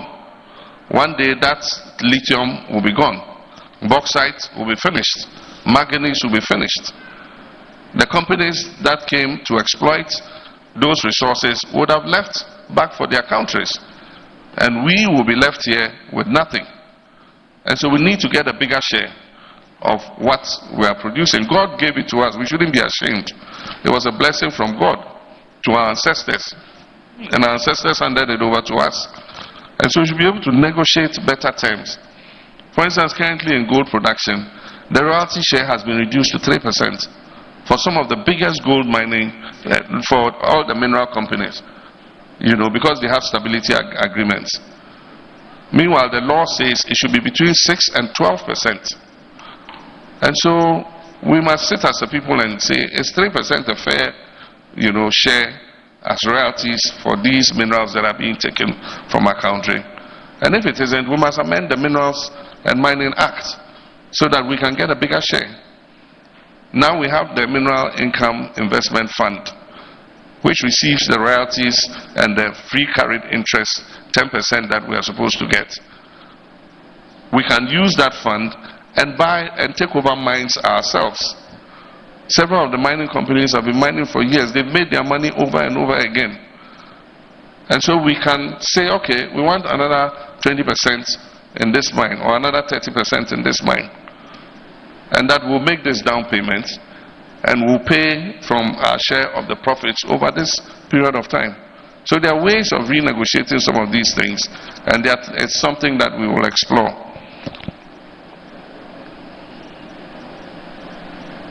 When I spoke about the things that we intend to do, I said these will be our priorities. I know the economy is in a mess, and I'm sure that by the time the MPP leave the seat, we'll discover that the situation is even worse than they are telling us. And so it's going to be difficult.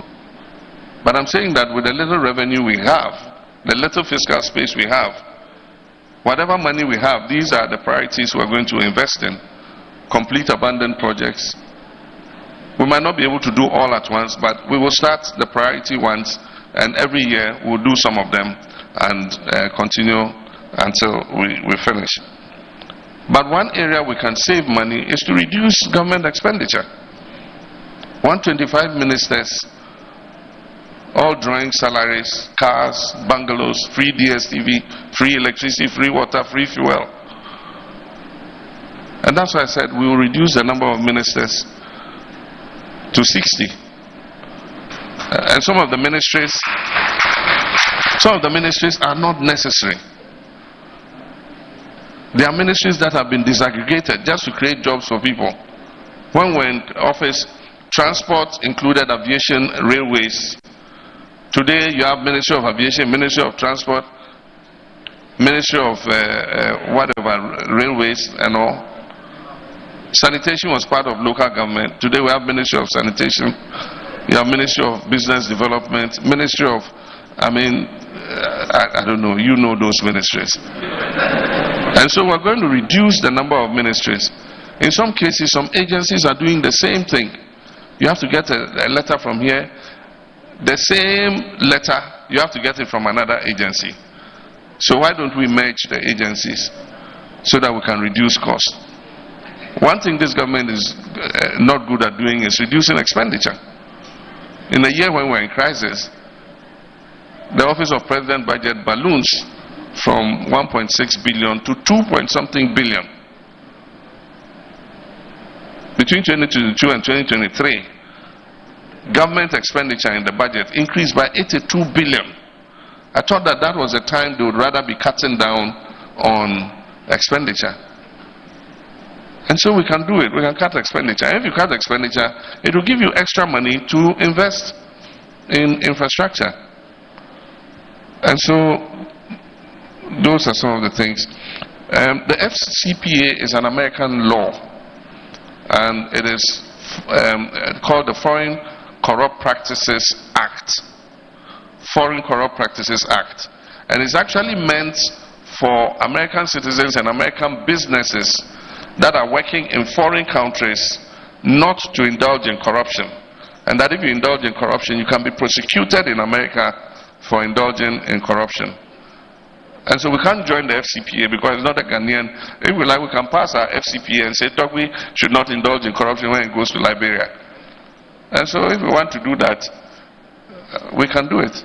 But as a developing country, if Togbi goes and he brings the money back to Ghana and bills are ugly, are we going to arrest him and prosecute him? So maybe we haven't reached there yet. Because of course we don't have many of our businesses operating outside. But we have our anti-corruption laws. And we have our National Anti-Corruption Action Plan, which I had the privilege of launching when I was president. When I was vice president. We have a code of conduct for public officers. These are all acts that if we implement, we can strengthen the fight against corruption. And so I think that we have enough laws.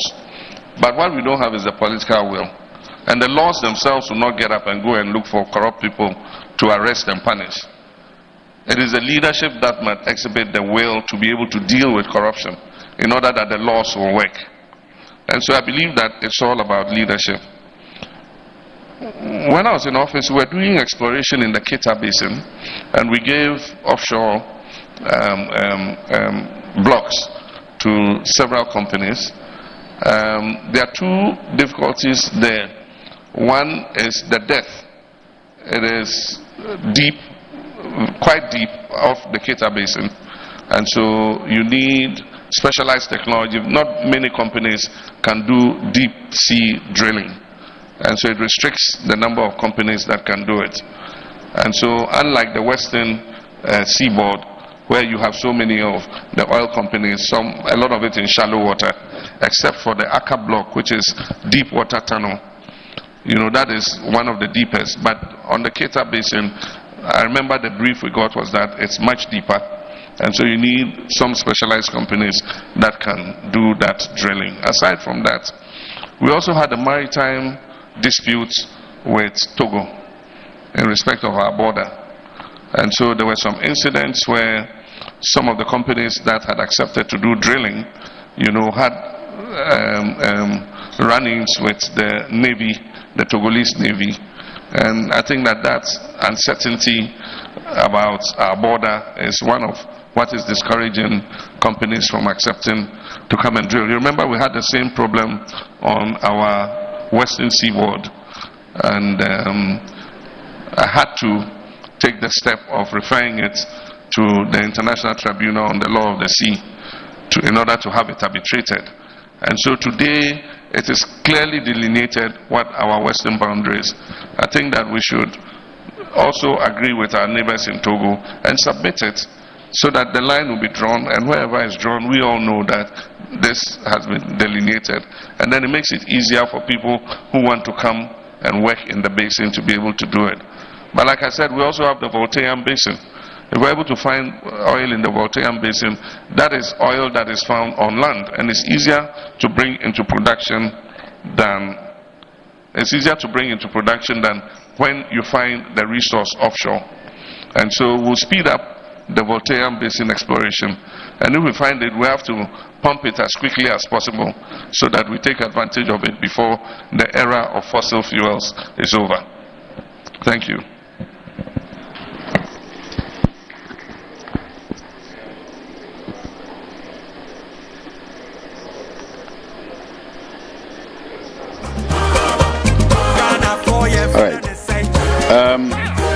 The hands are about 10, but I'm taking only 5. Now I will take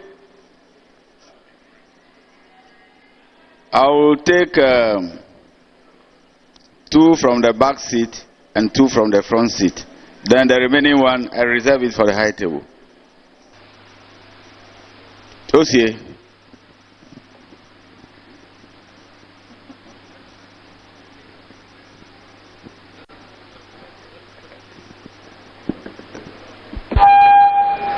Thank you very much. Very brief time. The Vice President, thank you very much. Your Excellency, the former President, my colleague Togo Apede, thank you very much for coming. I want to congratulate the former President for his inciting arrangement of things that he wants to do should he have the nod of the people. I also recognize that he made one particular point which touched my heart. That is protecting the people's vote. That is very critical. And I'm sure in 2020, that which has never happened before happened. Where you rose from opposition to garner over 1 million votes and almost at par with the ruling government. And I'm sure after the results were declared, you went home weeping because you nearly got there. You didn't go there. You didn't go there because of, from my point of view, one soft issue that is running through our political life. I mentioned it to some of our MPs that protecting the ballot box was critical, very critical, to enable you achieve all the things that you have listed that you want to do for us. And I'm sure the anger of the people who also thought that the NDC was going to win has not gone down. People have never forgiven the NDC for allowing that win to slip by. What are you going to do? You mentioned that you want to protect the people's vote. What happened in the previous election is that your own people might have disappointed you. Your own people, the parliamentary candidates and the party executives, might have disappointed you. What are you going to do this time around to make sure that that doesn't happen? Because when most of the parliamentary candidates won their votes, won their seats, they went home sleeping. And they didn't safeguard the votes of the ordinary person. That is very critical. I believe that in your bid to continue to do what you want to do, to build on what has happened, the issue of the review of the Constitution also came into play. When Professor Mills set up the Constitution Implementation Review Implementation Committee, you explained that because of some legal issues, that's why you were not able to do it. But if you hadn't explained it to us now, some of us would have thought that you went to bed when Professor Mills toiled to make sure that the Constitution was reviewed. So what is going to change? Your Excellency, what is going to change now that you are seeking election into the high office of the President? What are you going to do to make the difference? Because a lot of people have lost hope in our governance systems now. A lot of the young people do not want to associate themselves with politicians any longer because of the lies that the politicians tell us. So what is going to change? I want you to address that issue. And also what is going to change? We know we are experiencing doomsday now, but people don't want to talk about it. How are you going to do that? You did a lot of work whilst you were in office, but one thing that your people never did was to trumpet your achievements as you are doing it. They are leaving the trumpeting of your achievements to you alone. How about your followers? How about your parliamentary candidates? How about your executives? What are they doing? Time up, time up. So, what is going to change? Thank you for the opportunity. Well, I think that may come your professional American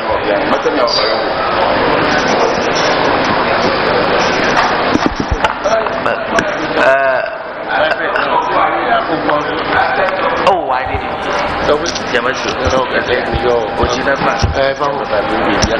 Yo, thank you, Toby, Vice President.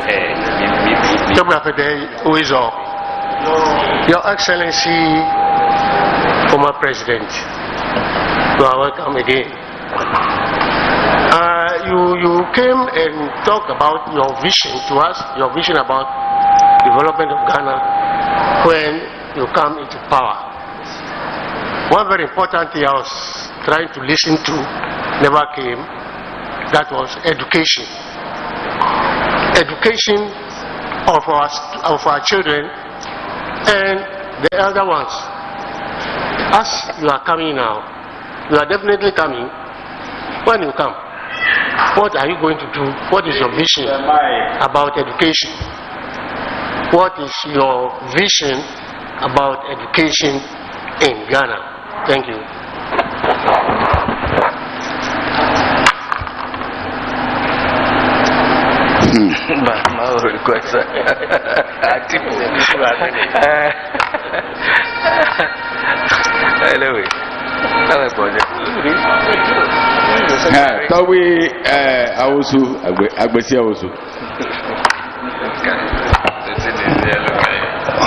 Very short and simple, please. Yes, thank you, Toby Vice President.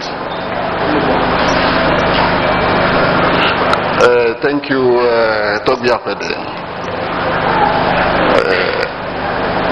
His Excellency, during your speech,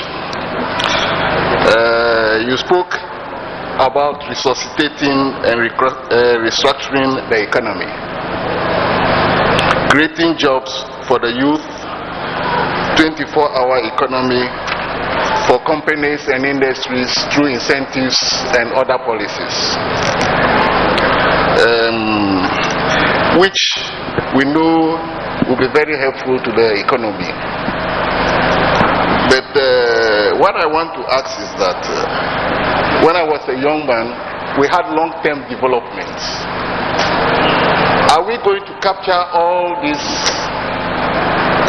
ideas or policies under a long-term economy which will follow, and that will help us develop the country? Because if we are doing them upwardly, it will be very difficult to build on. Because if you follow what happened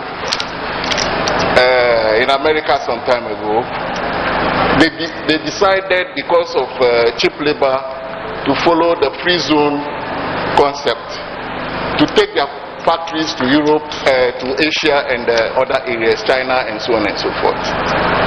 The people there quickly copied the blueprints of what they were doing and used that system to develop their economy to their advantage. Now, we have a lot of mines over here and other companies. Like when they were speaking about the oil exploration. We can draw a long-term development plan. Question, please. Time up. Let me try and explain. Which will help us train our own subjects to follow up and develop how to explore oil instead of depend on the Western world. For so many years, we are depending on them exploring the oil. We are not doing anything to help ourselves learn how to also explore the oil. And we have schools training engineers and all those people in that field. They just go to work for the white people, and we get less revenue from those type of work. So I want the president to help and see, when he comes into power, how he can restructure and reconstruct that type of system for us. Thank you very much. Togbe Kotoku. Togbe Drakechibe.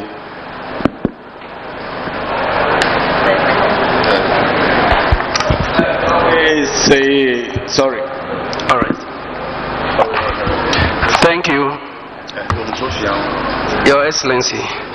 You did talk about 24-hour economy. It's a laudable agenda, and I'd like to find out your implementation approach towards this 24-hour economy. Thank you. Thank you very much, Your Excellency. Over to you, please.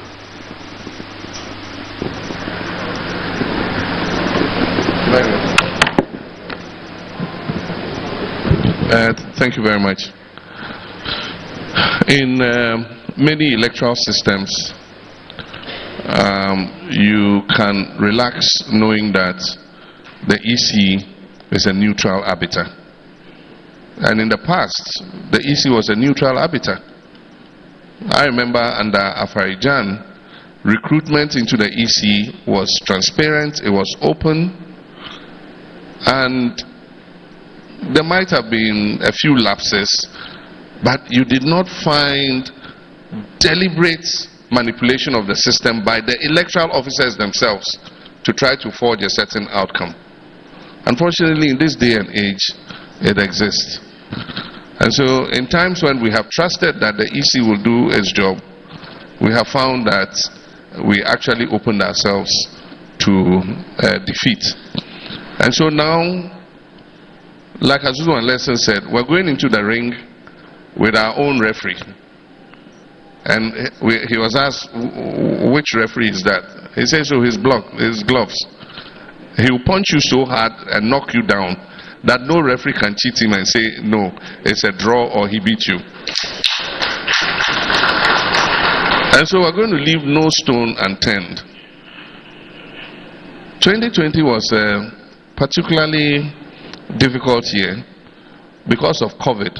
And so I won't place all the blame on our executives. You remember that from March till about August, there was the restriction on movement and gathering and all that. You couldn't gather more than 20 people in one place. Even funerals were postponed because of COVID. And so in 2020, we did not have the space to select properly and train our party agents. And so most of our party agents who went and sat at the polling stations for us received just one wave of training. But ideally, you must do at least 3 waves of training before election day. And so maybe it was destiny. God, destined that we should lose that election. And when I look back, I thank God that I lost the election, because all this debt exchange and things, it would have been me giving the haircuts to pensioners and all those people, because MPP had successfully hidden the true state of the economy. They were giving free light, free water. Everybody thought everything was okay. I knew that there was a big hole in the economy, but most Ghanaians didn't know. And if we had won and come into office in 2021, they are very good at spinning and saying that, you see, NDC has come again. You see, they've destroyed the economy. We know how we're running it. They've come and taken it. Look at what has happened. So maybe it was God's destiny that we should wait and that the time was not yet ripe. Let them deal with their own mess first, and then you come after. And so, yes, but it taught us lessons that we must tighten our own internal processes on how we are vigilant in elections. And I can tell you, our people are fired up, and they are not going to go to sleep. We even wish to recommend to the EC that the presidential vote is counted first before the parliamentary. Because like you said, yes, because the parliamentary is constituency specific, everybody is waiting for the parliamentary results to see who has won. As soon as they win and they're happy, go home, eat akle and fetridechi and go to bed. If they have lost to, they are so sad that they switch off their phones and go to bed. But this time, we're going to have a presidential election task force in every constituency. And that task force is going to be responsible for the presidential. We know the parliamentarian is there, he will look after himself. But the president is not in every constituency. We normally rely on the executives and the parliamentarian to safeguard the interests of the presidential candidate. But now we're going to have a task force there that on election day would make sure that the presidential vote is also protected and that no hanky-panky takes place.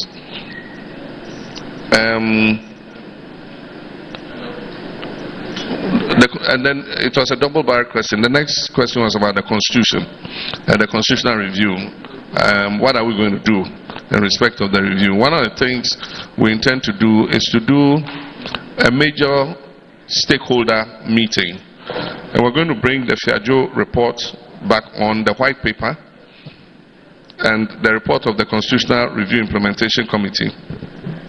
Now what I think we should do is, we should take the amendments that are not entrenched and take the amendments where there is no controversy. There are some of the amendments that were suggested that are not controversial, and all of us agree on those amendments. So let's take those amendments and let's pass them. And then now let's set up a committee, inter-party, that will discuss the issue of the entrenched clauses and the ones that we don't have agreement. And let's see if we can find common ground so that we can go ahead and do the necessary processes to amend those sections.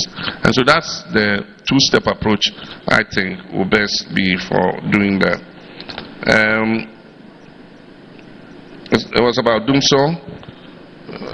Togui is in the field, so he knows what's happening. We had solved Dumso. Dumso was a two-pronged problem. It was generational and it was financial. Financial, we had legacy debts that government owed for electricity purchases. And then for technical, we were generating less power than we were consuming. And so it was important for us to increase generation, which we did successfully. I mean, under Togbi's guidance, we did Asogli Phase 2. I eventually went on my knees and begged the Shenzhen chief executive to give the go-ahead for Asogli Phase 2 to take place. I roamed the Middle East and got the Ameri people to come and establish the Ameri plant, which gave us another 250 megawatts of power. I went to Turkey and begged to get the car power ship to come. They gave us a 250, we ordered a 450, but I said we need power urgently. They said, well, what we have is a 250. It was manufactured for somebody. I said, you give it to us and you manufacture our 450. When our 450 is ready, you bring it and come and take the 250 away. And that is what happened. And so we solved the generational plan. The next was the financial. That's why we set up the Energy Sector Levy Act. And it was supposed to bring in money which would pay off the legacy debts that we had. And we even established what we call a cash waterfall. And so all the money that was generated will be shared proportionally to the independent power producers and to ECG. Unfortunately, a new government comes in place. They have different priorities. And they went ahead and even collateralized ESLA and set up a special purpose vehicle to borrow against future ESLA proceeds. And so ESLA is not bringing in enough, and government too does not have enough money to pay the independent power producers. So what they are doing is they are firefighting. When Asogli threatens to shut off, then they'll go and find some 30 million and give to Asogli. When West African Gas Pipeline shuts the pipeline, then they'll go and find 10 million and give to them. So it's like everybody for himself, God for us all. Everybody threatens, government finds it. But I know what they're trying to do. They want to push the problem beyond 7th January 2025 and hand it over to me to deal with. And so that's what they are doing. And so one of the issues that we are raising with the IMF and others is that you cannot do a debt restructuring without looking at the energy sector debt, because that's the one single factor that can dislocate this economy again. And so by now there should be a strategy for dealing with that debt. I remember that a few years ago when the finance minister was going all over the world borrowing, there was one time he went and borrowed money, and that money was meant for the independent power producers to settle the debt with them. And my understanding is that he paid only 300 million and diverted the rest of the money for something else. And that is why we are still lumbered with this problem, because the debt has continued to roll over. And so it's a difficult problem, but I do think that they must be transparent about it. They must come out openly and plainly, and together with the international monetary institutions, decide how do we handle the energy sector debt. I couldn't go into all the other sectors because we would have sat here for a long time. There's education, there's health, there's agriculture, there's tourism, there's so many things. And that's why if I didn't talk about education, it doesn't mean that it is not a priority. Education definitely is a priority. And one of the major things we'll do is to expand the infrastructure so that we can ease the congestion in the schools. And then I talked about abandoned projects. A lot of those abandoned projects are educational projects. The community day secondary schools that have been abandoned. If we finish them, more children will get space in those schools. This government introduced a new curriculum for basic school. And 5 years now, they've not given children textbooks. So the children don't have textbooks. Some of the teachers have to go and buy their own textbook. And so it's only the teacher who has it. The children don't have. And so one of the suggestions we're coming up is to give the children multi-purpose tablets that loads all their books onto the tablet. And so it makes it easy for them to have, instead of going to the cost of buying individual textbooks for every subject. If the child has a simple tablet, it will have the books loaded onto the tablet. And so the child can have the illustrations and everything on the tablet. The world is going electronic, and so we should also do same. How do we get teachers to go to the rural areas? It's been on the drawing board. We said we'll give them 20% of their basic salary as an allowance. The problem is how to demarcate a rural area. Because some people accept posting to Sokode but live in Ho. So is that person entitled to 20%? Those are the questions we've not been able to resolve. But if we sit with the teachers and we're able to resolve it, then it will help us to do so. I talked about a housing project for teachers. We're going to combine with their Teachers Association. They have a lot of funds. Government will also find its funds and add to it so that we can build simple, affordable houses for teachers. If they have 15 years of their working life ahead of them, you can deduct from their salaries every month.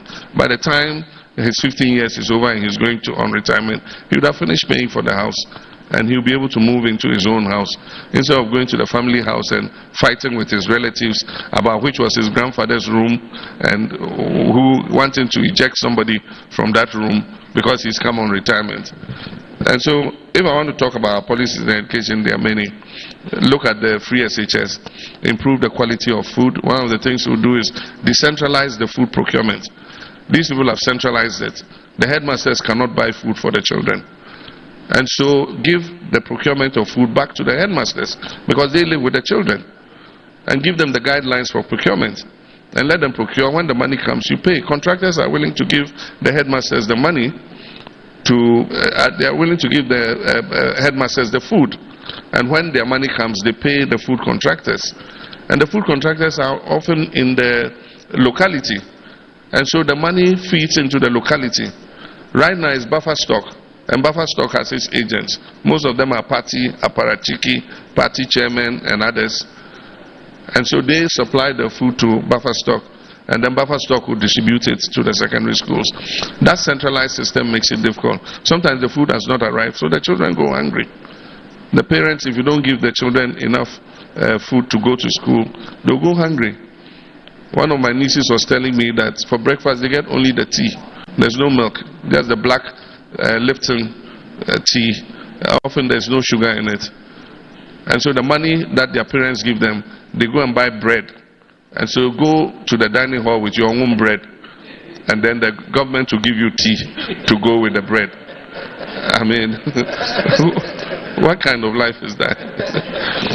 So those are some of the things that we would look at and in education. And then we had a long-term development plan. It was called the 40-year development plan. I'm sure you heard about it. We started compiling it in Professor Mill's time, and I was the one who eventually completed it. It was supposed to give a long-term vision of what we want to do. So every government will come and do its part and then go. So it was a 5-year rolling plan over 40 years. And indeed, the 24-hour economy vision is in the 40-year development plan. And so as far back as when we did the 40-year development plan, the 24-hour economy is in that plan. And so it's not, some people think that I slept and dreamt about it, something I have invented. I didn't invent it, it's there. And so I just took it from the 40-year development plan. It was in our manifesto in 2020. But sometime, the time comes when a vision develops legs and starts walking. Because even though it was in our 2020 manifesto, nobody saw it. It's only by luck I went to TUC and I was talking about my vision and I repeated it, and they grasped it immediately and said, oh, this is going to be a game changer. And that is what drew attention to it. There are other ideas, many ideas, like agricultural cooperatives. Everywhere agriculture has developed, it's developed because they have developed the cooperative system, especially in developing countries. And yet we are individualized farmers. How are you going to reach every single farmer with support if they don't belong to some centralized organization? And so, I mean, in all the sectors, we have some of these brilliant ideas that we intend to implement. Exploring the oil ourselves, I talked about it, that we formed Explorco. So when we come into office, we're going to revive Explorco, and part of the GMPC money will go to Explorco to be able to do its own exploration. And if it makes a find, it will have the right to invite partners to come and join them and share in the production. But we have to hurry, because oil is in transition. Most countries, for instance, you go to UK, by 2030, they say they are not going to allow internal combustion engines. By 2035, every car should be zero emission. And so it means that the demand for fossil fuels is going to go down. Of course, gas is still going to be in good demand. If you get more gas, you can still make money from fossil fuels. But for oil as a means of fuel, in the next 10 years, is going to see a reduction in demand. Solar is becoming more attractive because the equipment are cheaper now, and so a lot of people are going into solar production, and it's going to continue. The last one was, how am I going to implement the 24-hour economy? I think I said it. I said we're going to use incentives. We're going to give them preferential tariffs, you know, in order that they have cheaper electricity. We'll give them tax breaks. Government will use its budget to buy as much of their products as possible. If pharmaceutical industries are running 24 hours, we'll make sure that the drugs that are being supplied in our hospital are produced by Ghanaian companies that are on the 24-hour policy. So there are a lot of things that government can do to incentivize it. So I thank you very much. That's the last question.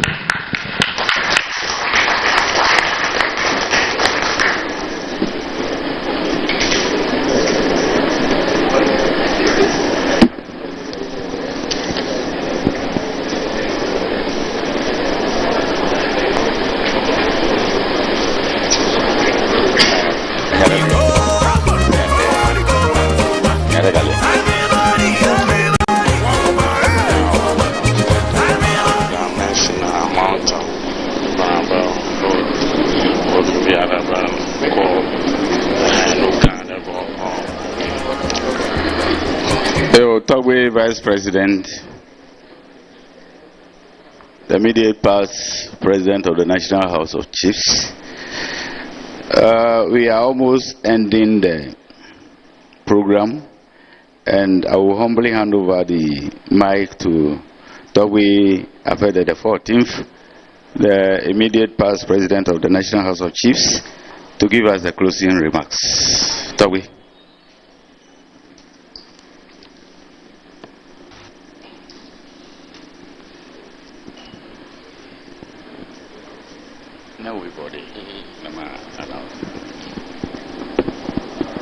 Excellency, former President of the Republic,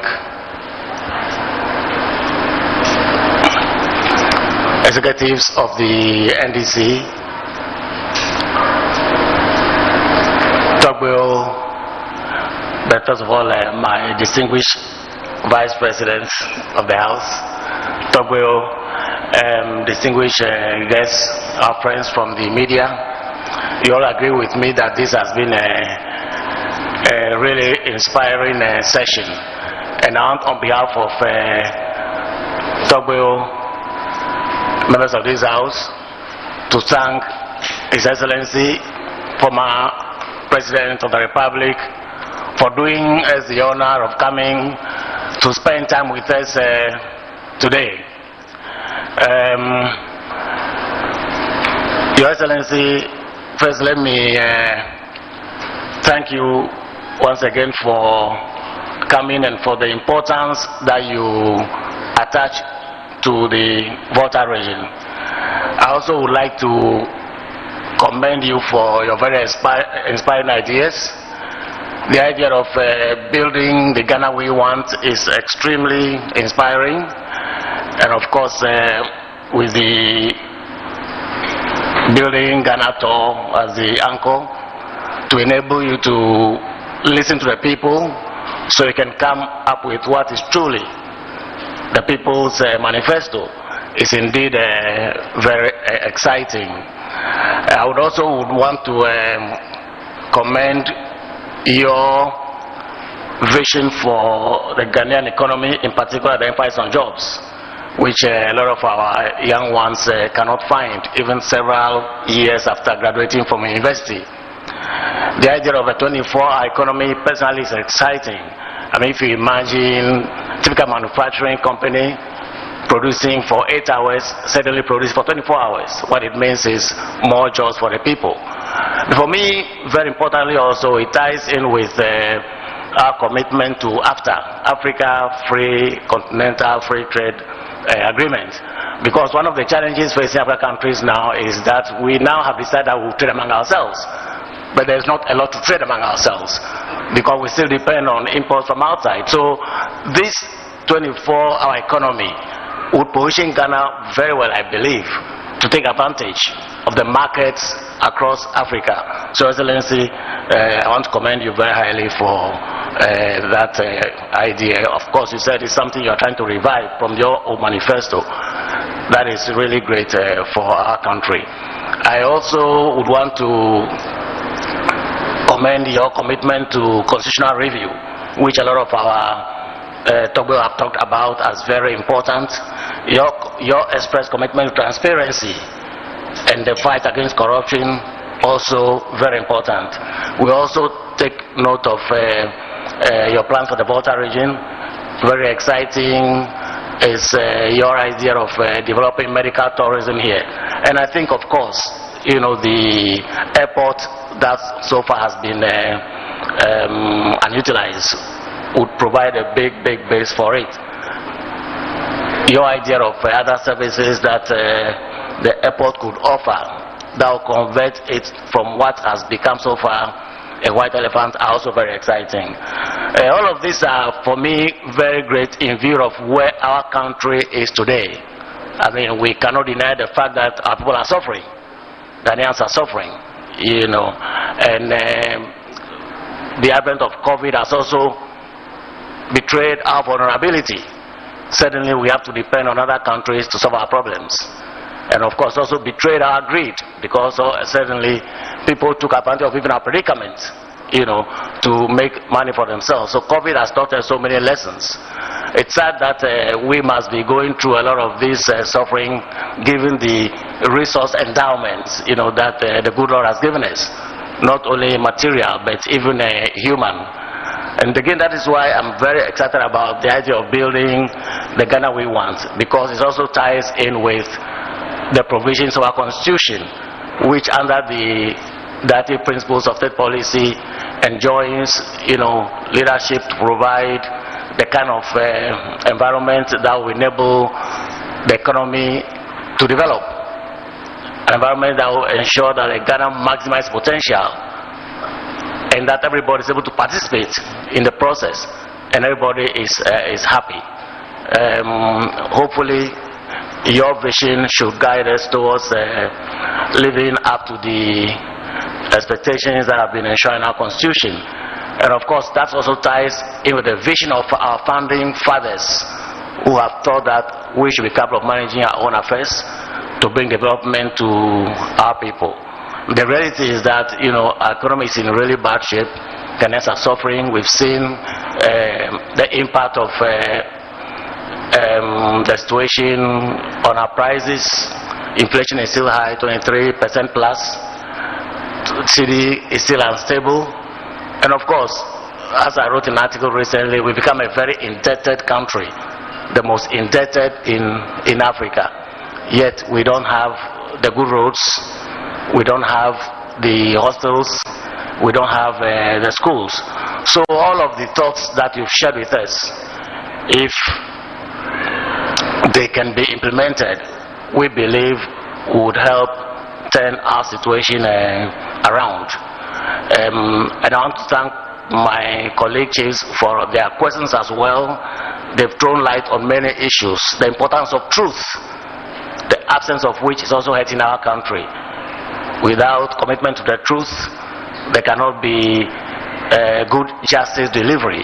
And without those, of course, the foundations for economic development would not be laid.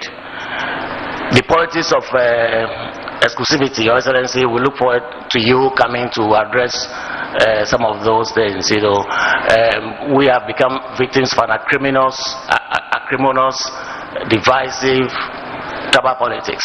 We all have a role to play in trying to ensure that, just as you said, we work as one people, because we must all come together to develop our country, which you said is part of the reasons for the toll you are undertaking.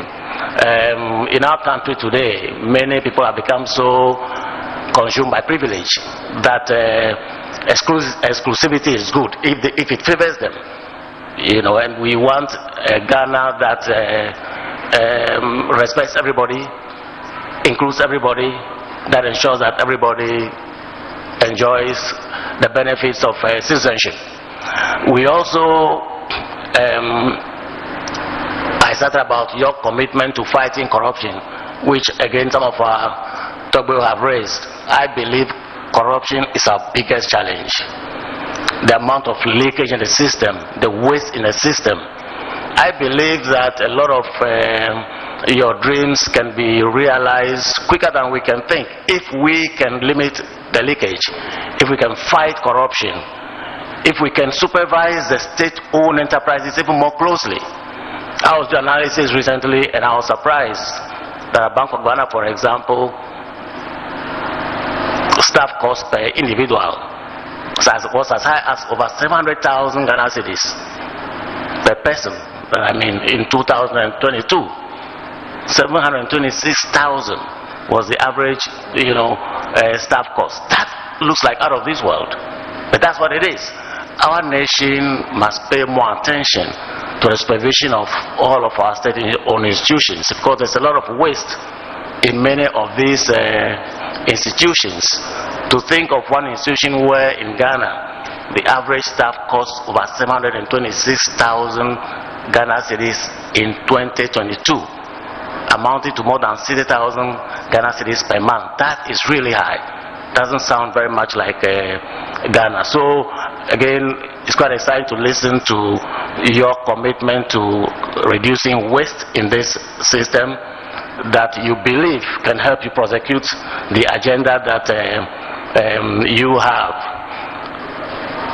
There is also something I've heard you mention in the past: strengthen our institutions. The issue of state have become so weak, and those need to be dealt with. But all said, and I agree with you, a lot of the things I want to do, I want to achieve, requires that we all get involved. It's a shared responsibility. Even the fight against corruption, it's a shared responsibility. You are on the road, the policeman stops you. Before you even utters a word, you are offering money. All of those are messages that we've taken in good faith, and I think Nananum Togbo, we all commit to supporting government in the fight against corruption. Your Excellency, the one thing that we've not mentioned so far that has, gained clients for some time now is the idea of a second chamber. I don't know whether that will feature in your plans for the future. A second chamber can be one good way of minimizing this winner-takes-all divisive brand of politics that has not done very well for us. And I would be happy if some consideration can be given to that. It will only strengthen our democracy if we have a second chamber that is non-partisan, and of course in which Togbo Nananom would play a role. That can be more representative of the will of the people, and probably sometimes the truth, than what we have currently. Also, I believe it's been a great experience for all of us, great learning experience for all of us. This is you, and it's indeed a great honor that you have come here. As some of my colleagues have already expressed, we believe that between now and the elections, we'll see you on a few more occasions, so you can share your thoughts with us, and we can also share our desires with you. It's been a great day, and I can thank you and thank your entourage for all the time you came to spend with us. I know you have other programs, so I'm trying to be fast and then cut it very short. Thank you very much, Togbo, for coming. Thank you.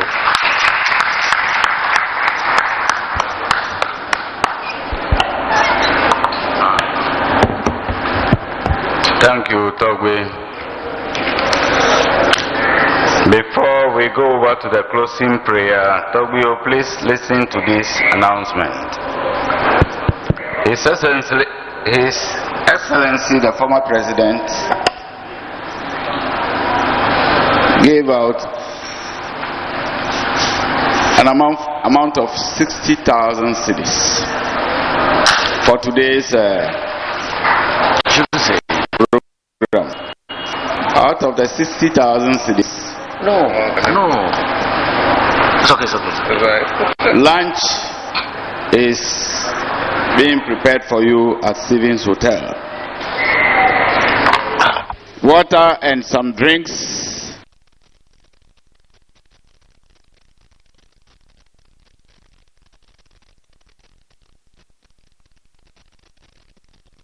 The victory of Mahama.